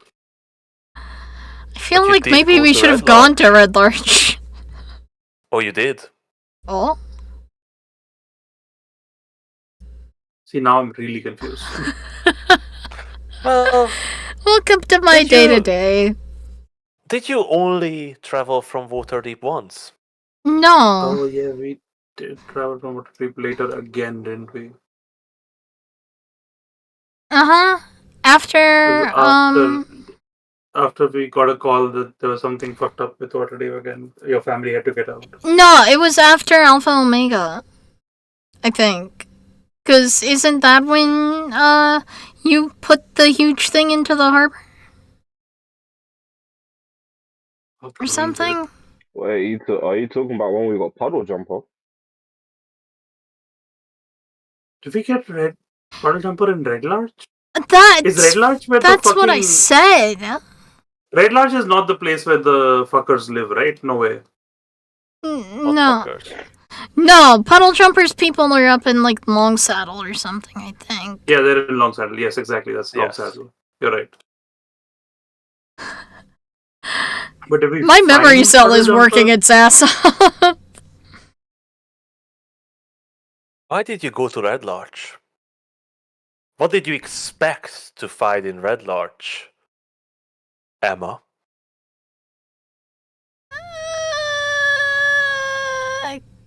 Fuck. Bro.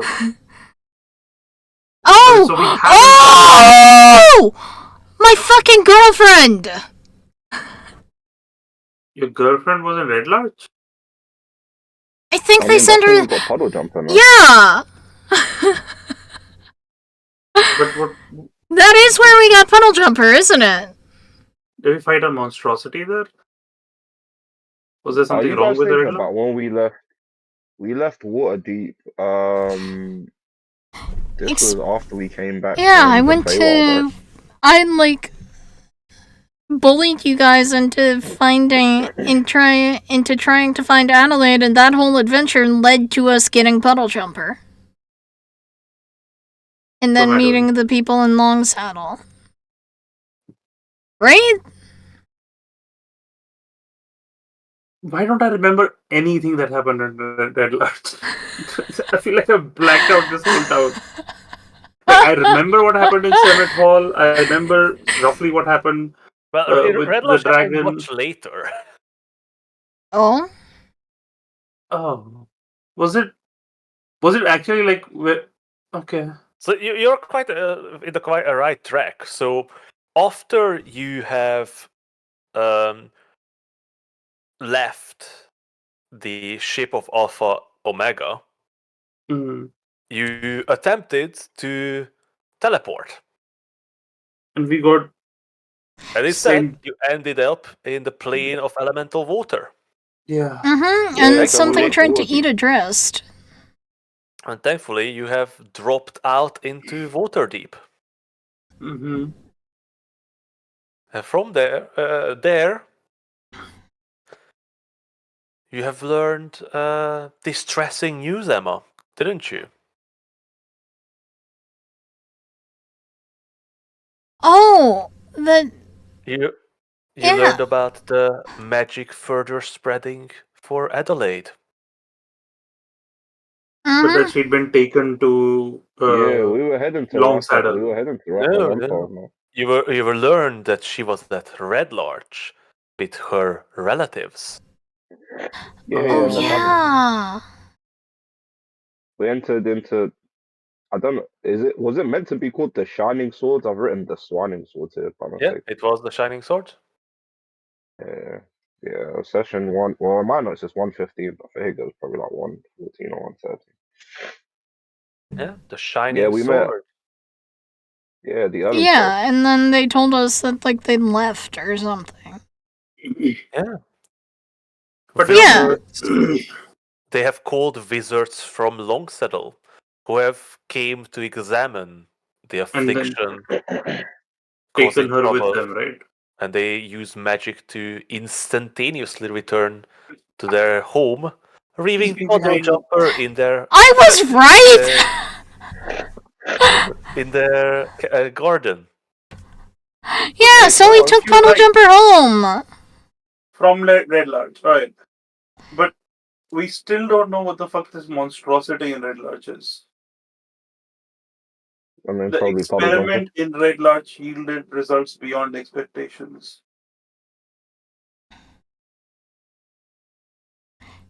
Yeah. Orlok. Fuck, is it the. Oh no. Uh, Other. What's their name, dude? The wizard family. Keep forgetting their name. The Harples. Was one of them a yeah, we met warlock? half. Was one of their titles warlock? No,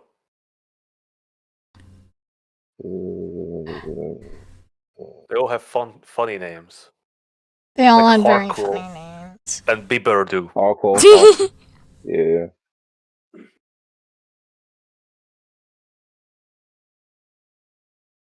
But when we were there, there was no like news of like a massive attack on Red Lodge, right? No, no, the town seemed fine. You know, when you went into the tavern. Sorry,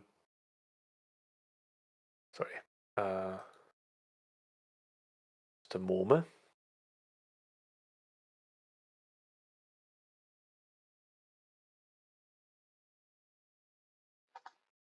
You know, you met up with the Earling Star family members. There was Kaylessa. She was sort of welcoming you, and later you met up with the head of the family who told you about the situation with Adelaide. Uh, was Hey, I it do was have a question yeah about my abilities. yeah So in my innate spellcasting, I have yes scrying, which has zero fun uses. I have clairvoyance, which is one of fun uses. But yes true seeing has no uses. Does that yes. mean it's like At will? Let me just double check it because I think I set it like that. Um,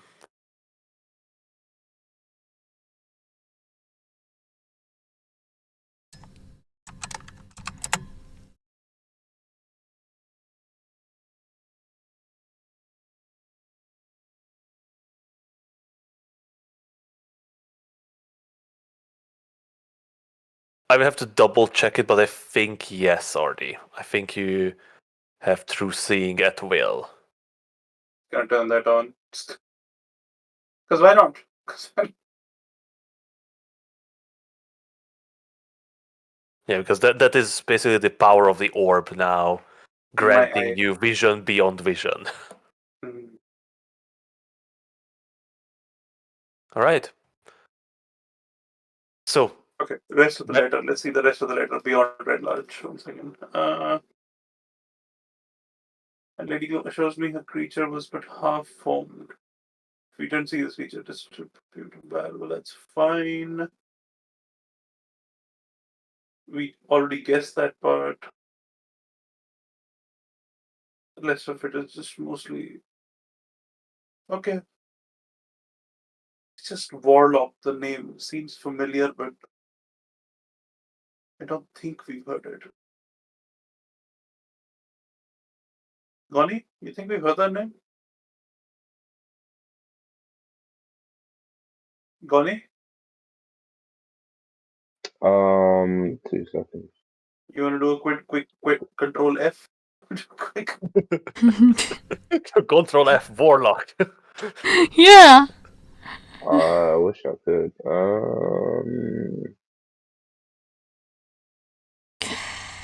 No, Warlock. Like, probably just a title, to be honest. Yeah. Or maybe like sorcerer?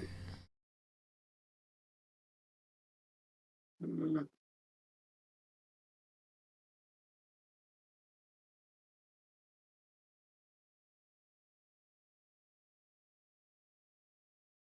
you want to check out the rest of the basement? Before that, I going to say that while you as a players might not come to a realization, but you as characters might do. Can I Because, roll a you know, history? memory is a fickle thing for us, because this happened probably years ago at this point. Mm, No, it was maybe a year ago. mhm, Wait, when was this? Yes, it was practically a year ago exactly, because I mhm, made these notes in February 2024. mhm. Oh, Oh, bro, it's damn. 2025. So yes, I will let you guys roll me some history checks to see if you can. Got it. Fuck! Do you got it? Do you really got it? No. Can We got it, that I? one. Nah, 14 is Can crazy, I? bro. Can I roll divine I'm burning a guidance to point. try to re-roll that? Or No. What? okay. What? I'm gonna burn a sorcery point. What? No, One, what? got Are it. you? Three. Ah. No. Alright, don't roll an 18. Okay, I What will I, wave roll? I need a net 20 here. Net 20. That's better. It's pretty crazy, though. So, as you mill over the letter, trying to figure out who this warlock might be, what do they mean? Which way What do or they mean about the experiment in Red Larch? And then Dorian sort of mutters under his breath something about the ale. And then a drink Oh! seemingly out What? of Is nowhere. that? Am I thinking of the right shit? I don't know. You let just him made finish. a howl. Probably, but He he's just made a just sound and excited. didn't say anything. The shit that, like, turned me into a dude! No, No, Damn. not at all. Fuck. no, that happened So far back. so far back. Fucking hell. I was not even on the Sword Coast state when that happened. I'm pretty sure. Jesus, that just knocked me out of the fucking moment completely. Sorry. So, Adrift, you're not even sure from where.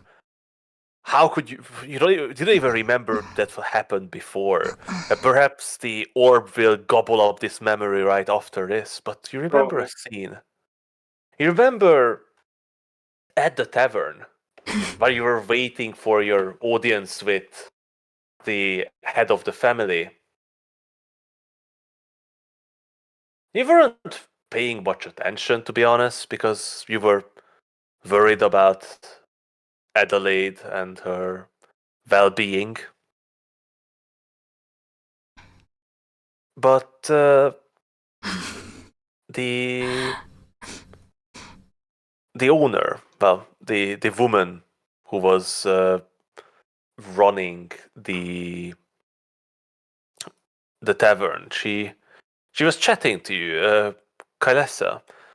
She was talking about how the village, haven't had much trouble from the cultists yet, and the villagers were having a good time. They spent their evenings gathering in the Red Larch Rambler, this tavern. Especially since they brewed this new ale, the Red Large Ale. And all the people were getting quite obsessed with this new drink.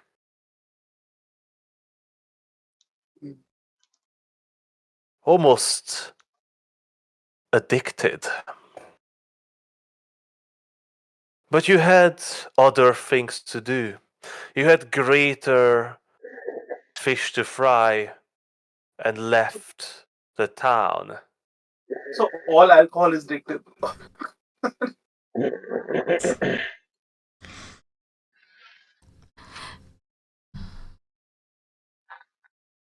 Like, alcohol by definition is addictive, right?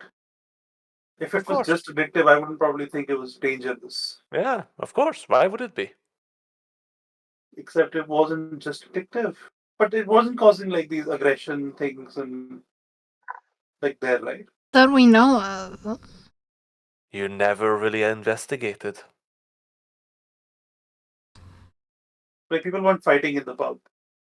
You Like never they you were. never asked. You never made any inquiries. No, when we were in the pub, nobody was fighting. It Nobody was was being you aggressive. weren't in the tavern. You were in the you weren't in the pub. You were in the tavern. You were in the Shining Swords, Oh, okay. and they were serving the drinks in the Red Larch Rambler. Fuck.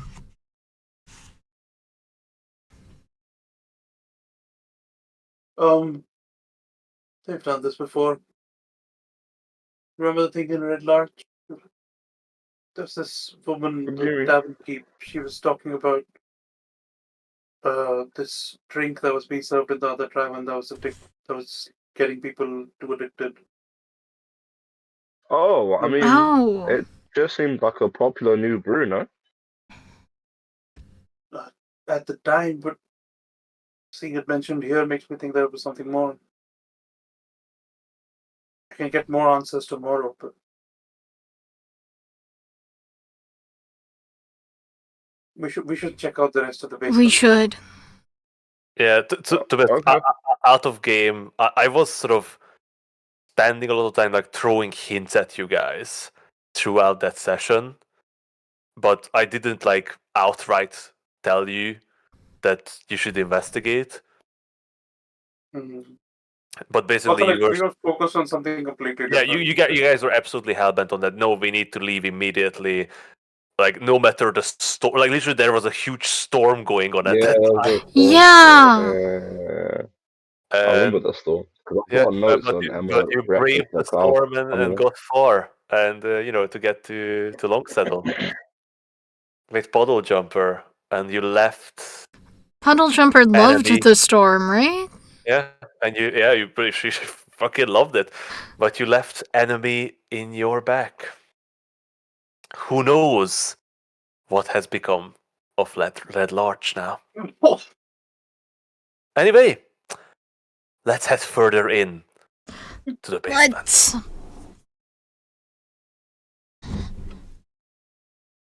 As you head further in, the sound of machinery continues.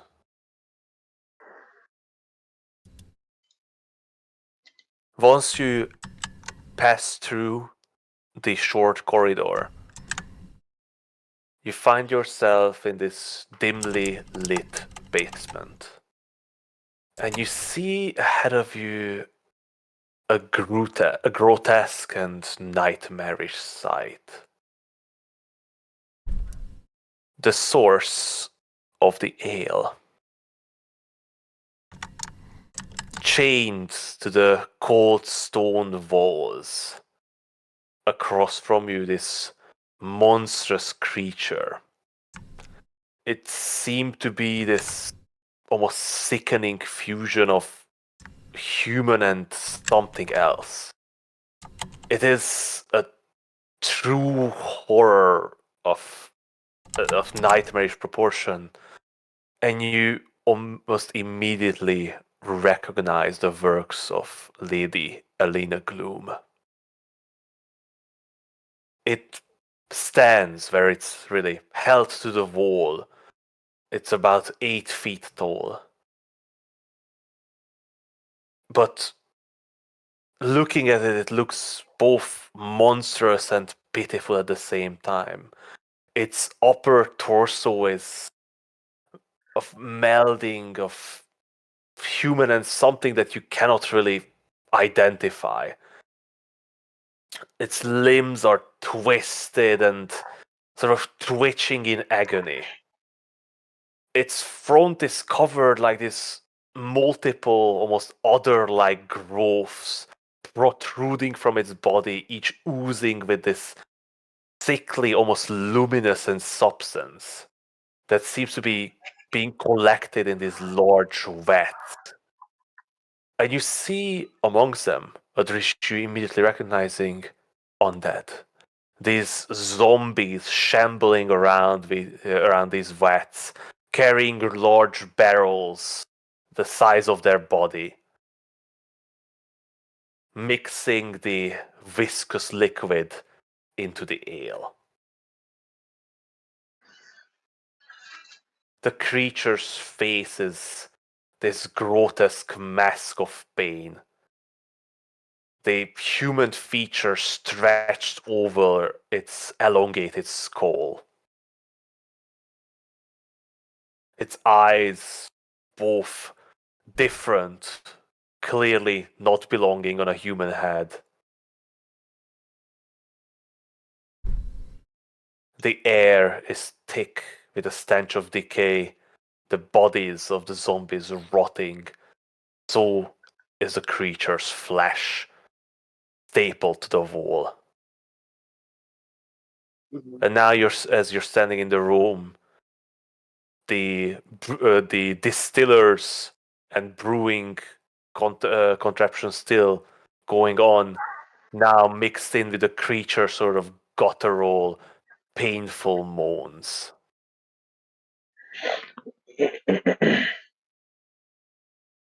Do I spot a red candle somewhere? Give me a perception check.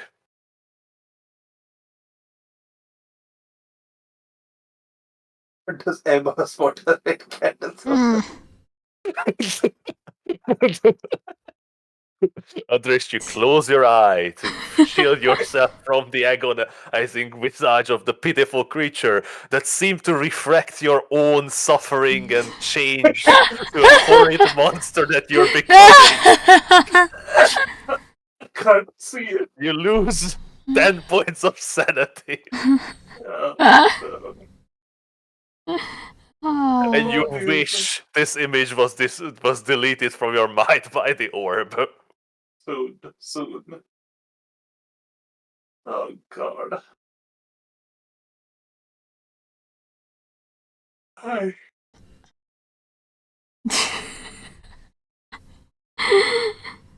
We have to stop this.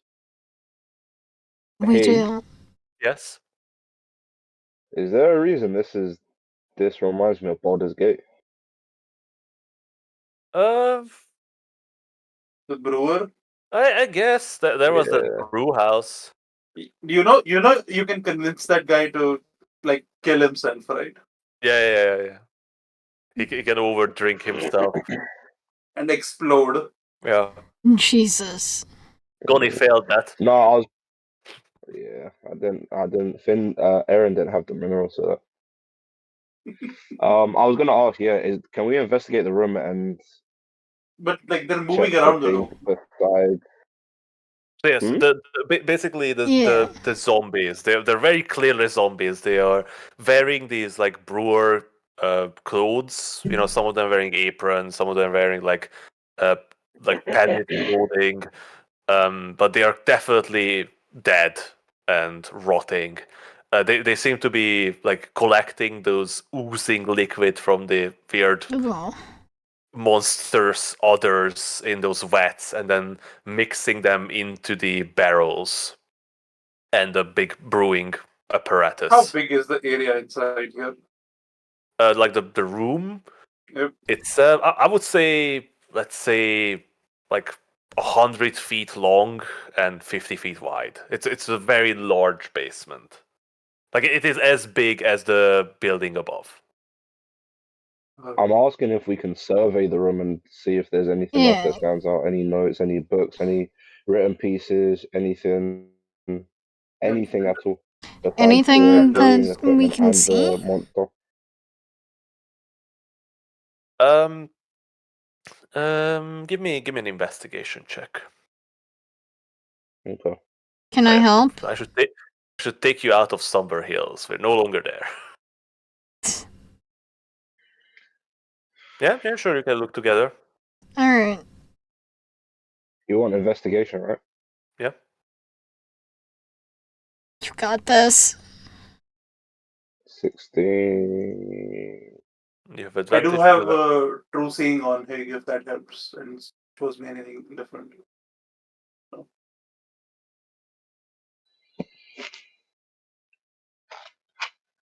that.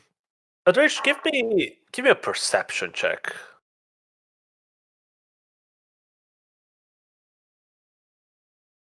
I'm just not rolling well today. Yeah, you sort of scan the room, but nothing particular stands out to you. Finn, you do begin to search through the room. What do you do about the zombies? Are you going to just walk up to them, or I try to sneak mean, around them, or what's the deal there? You entered, but they didn't seem to react, so to say. They're continuing what they were doing, which is making more poisoned brew. Have they noticed us? How many are there? Let's say 8. Can we just quietly take them out? you Quietly, want to I don't know. Assassin's Creed them? Nah, I'm saying we should like try and get the jump on them. So attack our first couple, then get rid of the rest. What about the big dude? What is he doing? Oozing. The horrid monstrosity that perhaps once was a man. Yeah.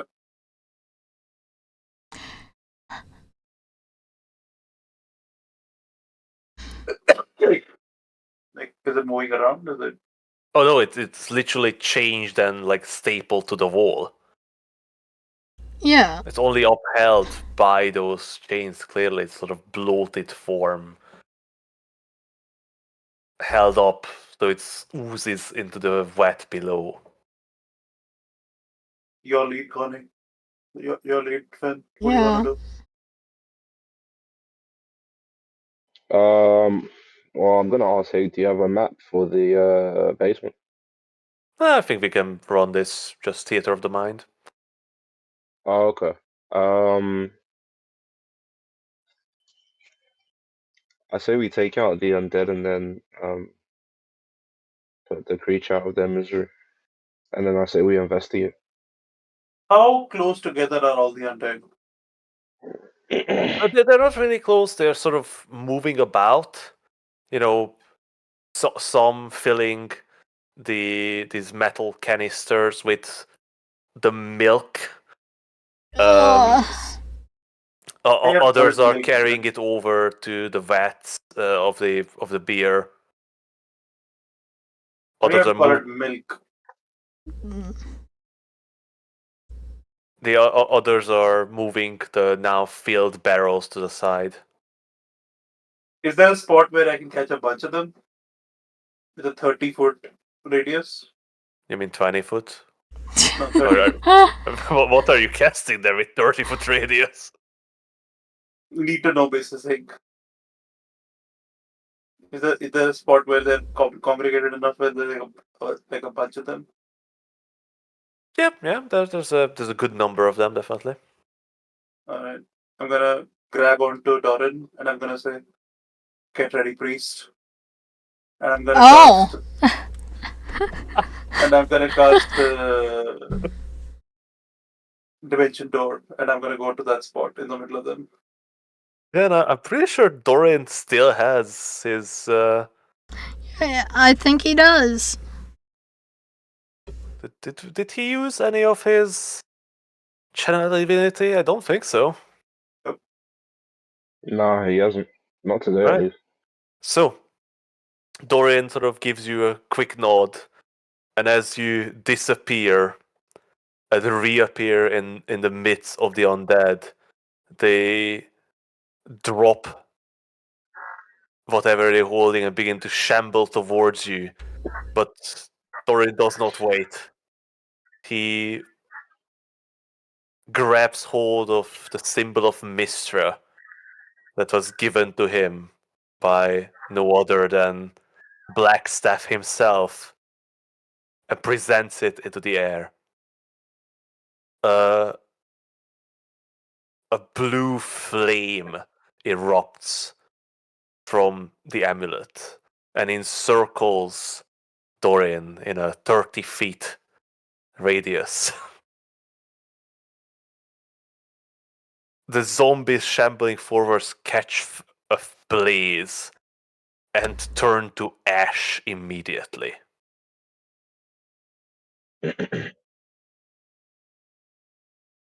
Oh,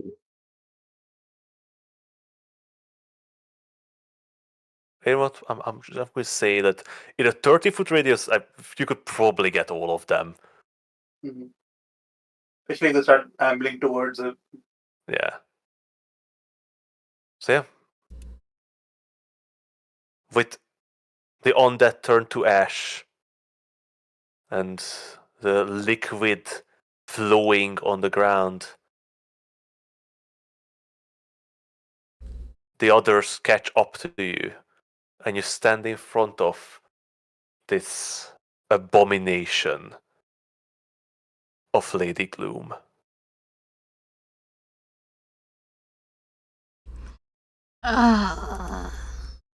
What the hell is this thing? Its lower body, this writhing mass of mutated limbs. Some still in sort of humanoid appearance. Others are alien and completely unrecognizable. Its limbs sort of fuse together. This tortured, twisted body.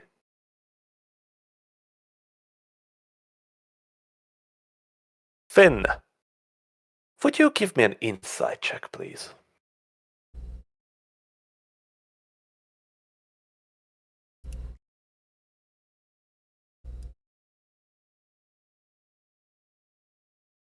Oh, Willow's gone, eh? Oh, he's back. Connie, hello? you with us? Can you hear me? What? I can hear you. Yeah, my internet crapped out. Yeah, no, my internet crapped out for 2 seconds. How do I sound? Do I sound okay? Nope. Yeah. You sound It's a horrible. little bit buffered, but it's okay. I sound bad. Yeah, but it's fine. Wait. We can understand you. You just sound worse than before. I'm going for-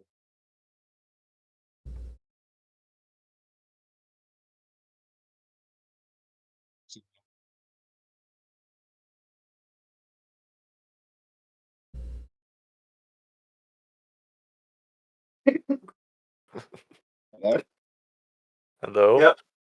Yep, we can hear you. Better You know, Fine. or no different?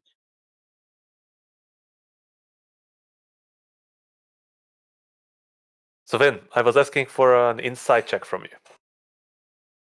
Insight from me.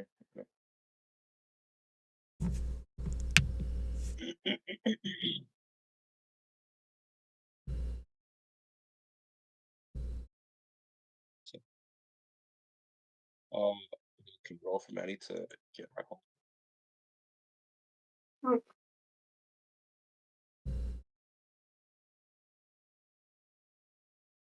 Saying I'm on the server. I chose you're in the server. Do you need to be kicked off? Yes, please. Sorry? Yes, Either please.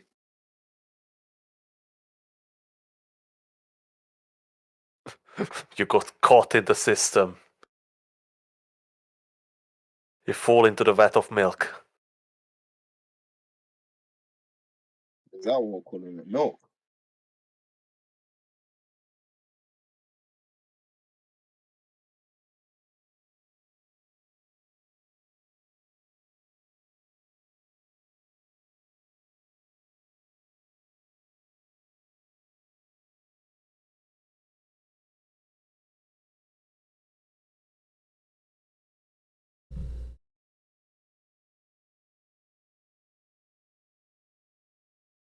Right?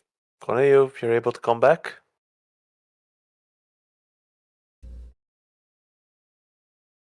Hello? No. Wait, that's not him. can I hear can you, hear but you, it's a but you're little not bit on the muffled. server. Oh, yeah, no.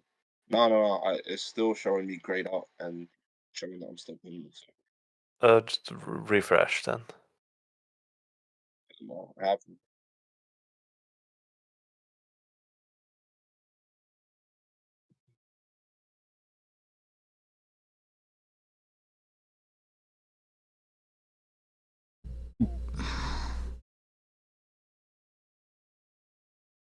Yeah, no, I still can't get on.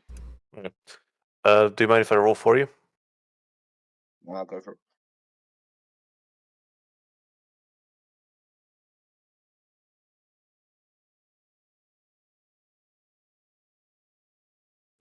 So,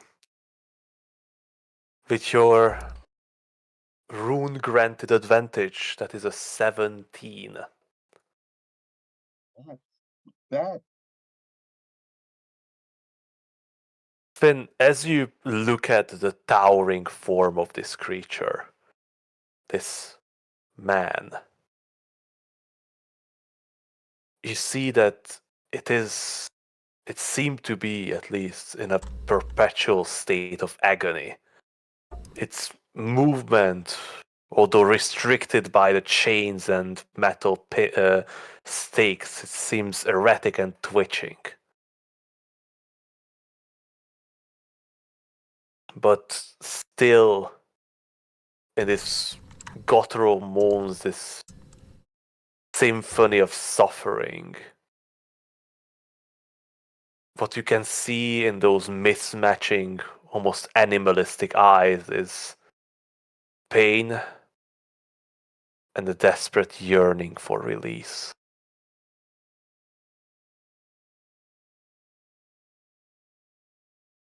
Oh, thank you. Wait,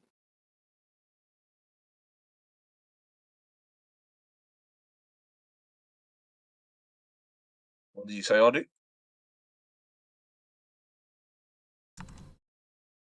could it be? Are there any features that are recognizable, Hig? No, not really. Alright, I'm wrong. But it would have been sick. Oh, did you think I took someone that you love and turned into this horrific oozing monstrosity? Probably. Yeah. I'd be surprised. No. I just wonder who would you thought it would be? I thought it'd be Bane. Oh yeah, that would have been horrid. Yeah, but this is too. This isn't a grand enough stage for a Higgs sick mind. Come The on. thing is also, you know what's happened with Bane. Like, he's fine. He's with his man. Mm-hmm. Is that Bane though? Do we know that? Well, We at least cried on him. cast scry on him and look for Bane, and it, you know. I don't know, man. I can't trust you.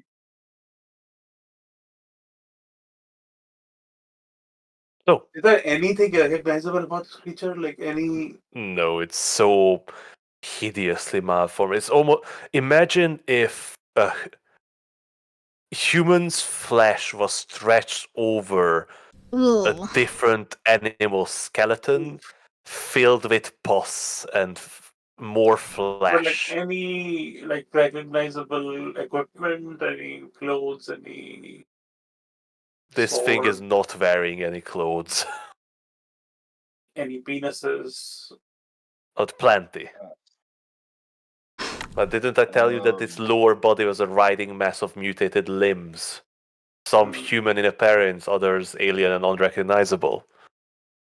Those are mostly penises.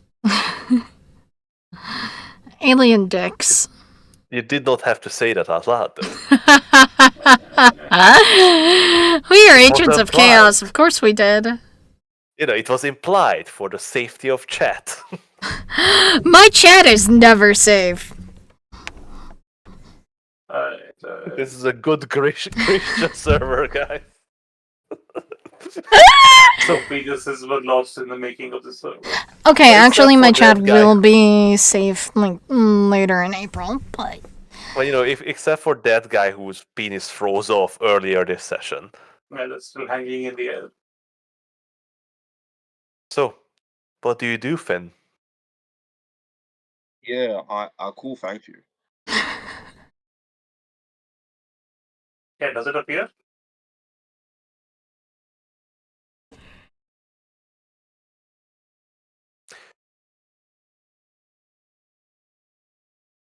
You feel a pull from your gauntlet, Finn.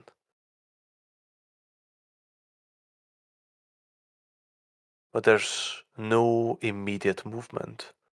Although you do feel as if it was in your hand ready. But your hands are still empty. What do you do? Then just put it out of its misery.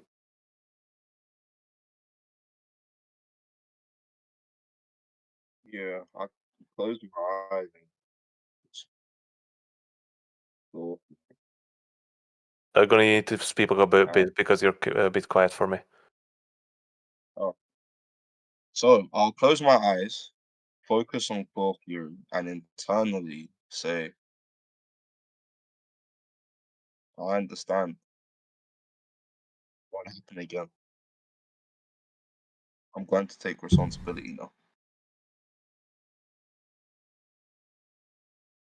And what are you going Thank to you do? again.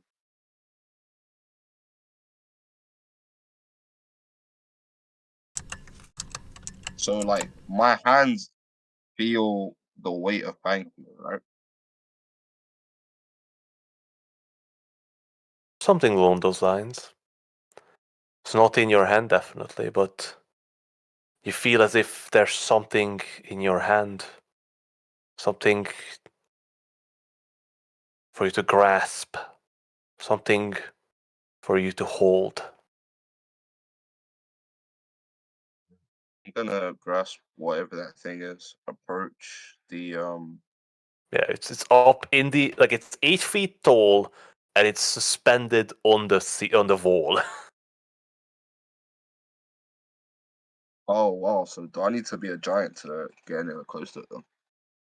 Well, You could climb into the vat under it, but that Ugh. seems ill-advised. There no is there no like platform or anything leading to the creature? No, like imagine it is suspended on the stone wall with these large metal pegs and chains, and there's this huge metal tub under it, basically like completely under, because the oozing liquid from its others, quote unquote, are just sort of like dripping down. It's not really flowing. It's sort of running down its front and then flow into the vat below. So there's no actual way to get to the creature besides the vat below it. Not really.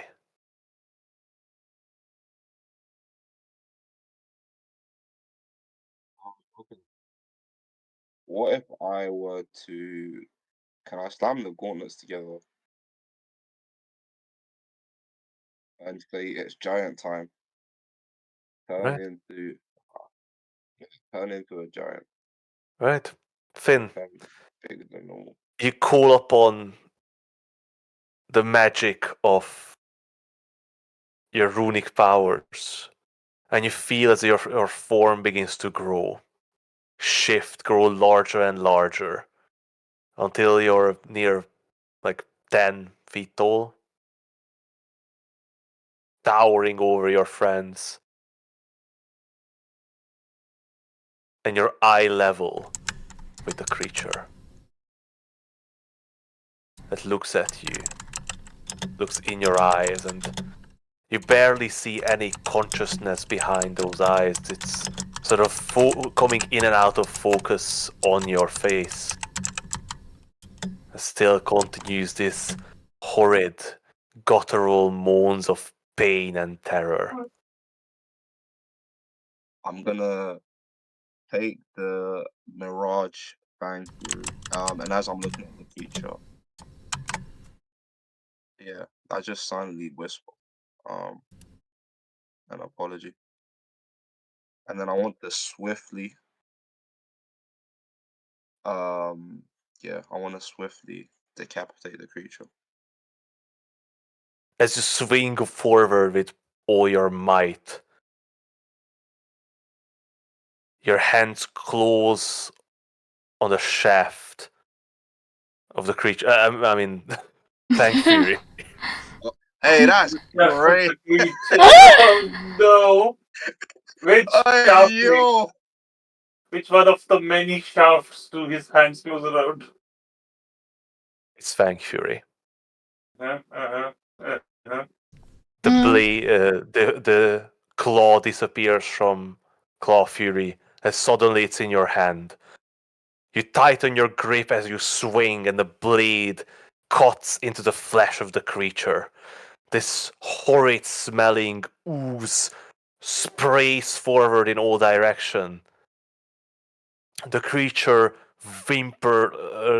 cries out once more, and the blade slices through. Although you did not decapitate the creature, it was too mangled and malformed for that. You clearly cut through its flesh deep. Its head hangs now, barely held on, and with the oozing liquid still pouring from this body, mixes in blood.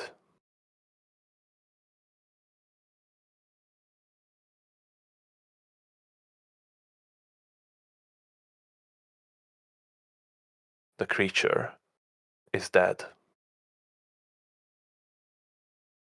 I'm gonna stare at Fang Fury. Sorry, you need to repeat that, Connie. You're still very quiet for me. I'm Nope. going to stare at Fang Fury. Oh no. Oh. Yeah. Uh, I'm gonna stare at Fang Fury for just a few seconds. Before sending it away and returning it to Claw Fury, and then I'm gonna go back to normal size. You see the creature's blood dripping from the blade into the vat below. And then it disappears, returning to your gauntlets. And you shrink down to your regular size with your friends. Let's investigate those. Well, you did roll a Let's 16 investigation check. I'm going to take that. have a look now. You search through the basement. You find some ledgers and manifests regarding the runnings of the brewery as well as the establishment above, the meat hall. You find route plans for um, distributing ale to all 10 towns, but that seems to be old. Nothing sinister or dangerous about it. It is just a schedule of which taverns needs to receive meads and in which 10 days of the month so they don't run out. It seems that most of the mead is sent to Brinchender for sale in the early 10 days of summer when most of the merchants are coming to the north to buy scrimshaw and scrimshaw related items. But there's no journals or other letters or anything really that would give away more about this Liam. Although you do find one thing. You find this sort of letter of pedigree that marks him as a master brewer. Title, sort of like entitled with the name Liam Blackthorn.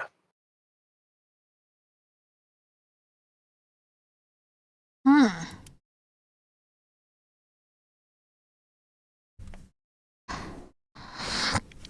But yeah, beyond that, not much else.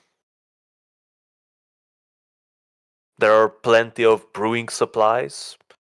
There are barrels that seems to glow with this unnatural magical light to under Dorin's detect magic vision. There are other barrels that seems to be non-magical.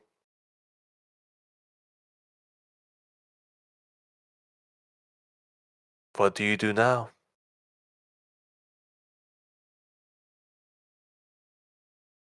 The creature still stapled to the wall, slowly, blood dripping from its wound, mixing in with the liquid in the vat below.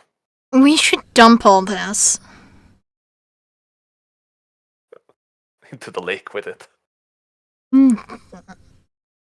Artie? Connie? Mhm. What are you guys going Not to do? sure. I mean, like, there's no way for us to effectively empty the vat. Just start shoveling.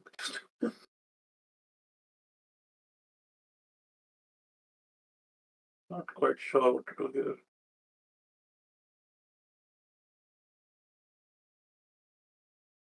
What do you think, Ben? Ben? I mean, the town needs the brewery, so we can't just get rid of it. But I don't really know how we're supposed to get rid of this poisoned essence. Town doesn't need a brewery this bad.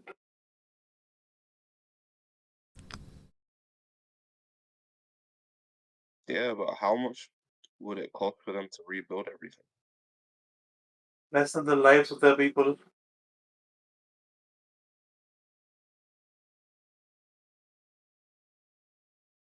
what are you suggesting? We just raise the brewery to the ground? Yep. Bury everything here.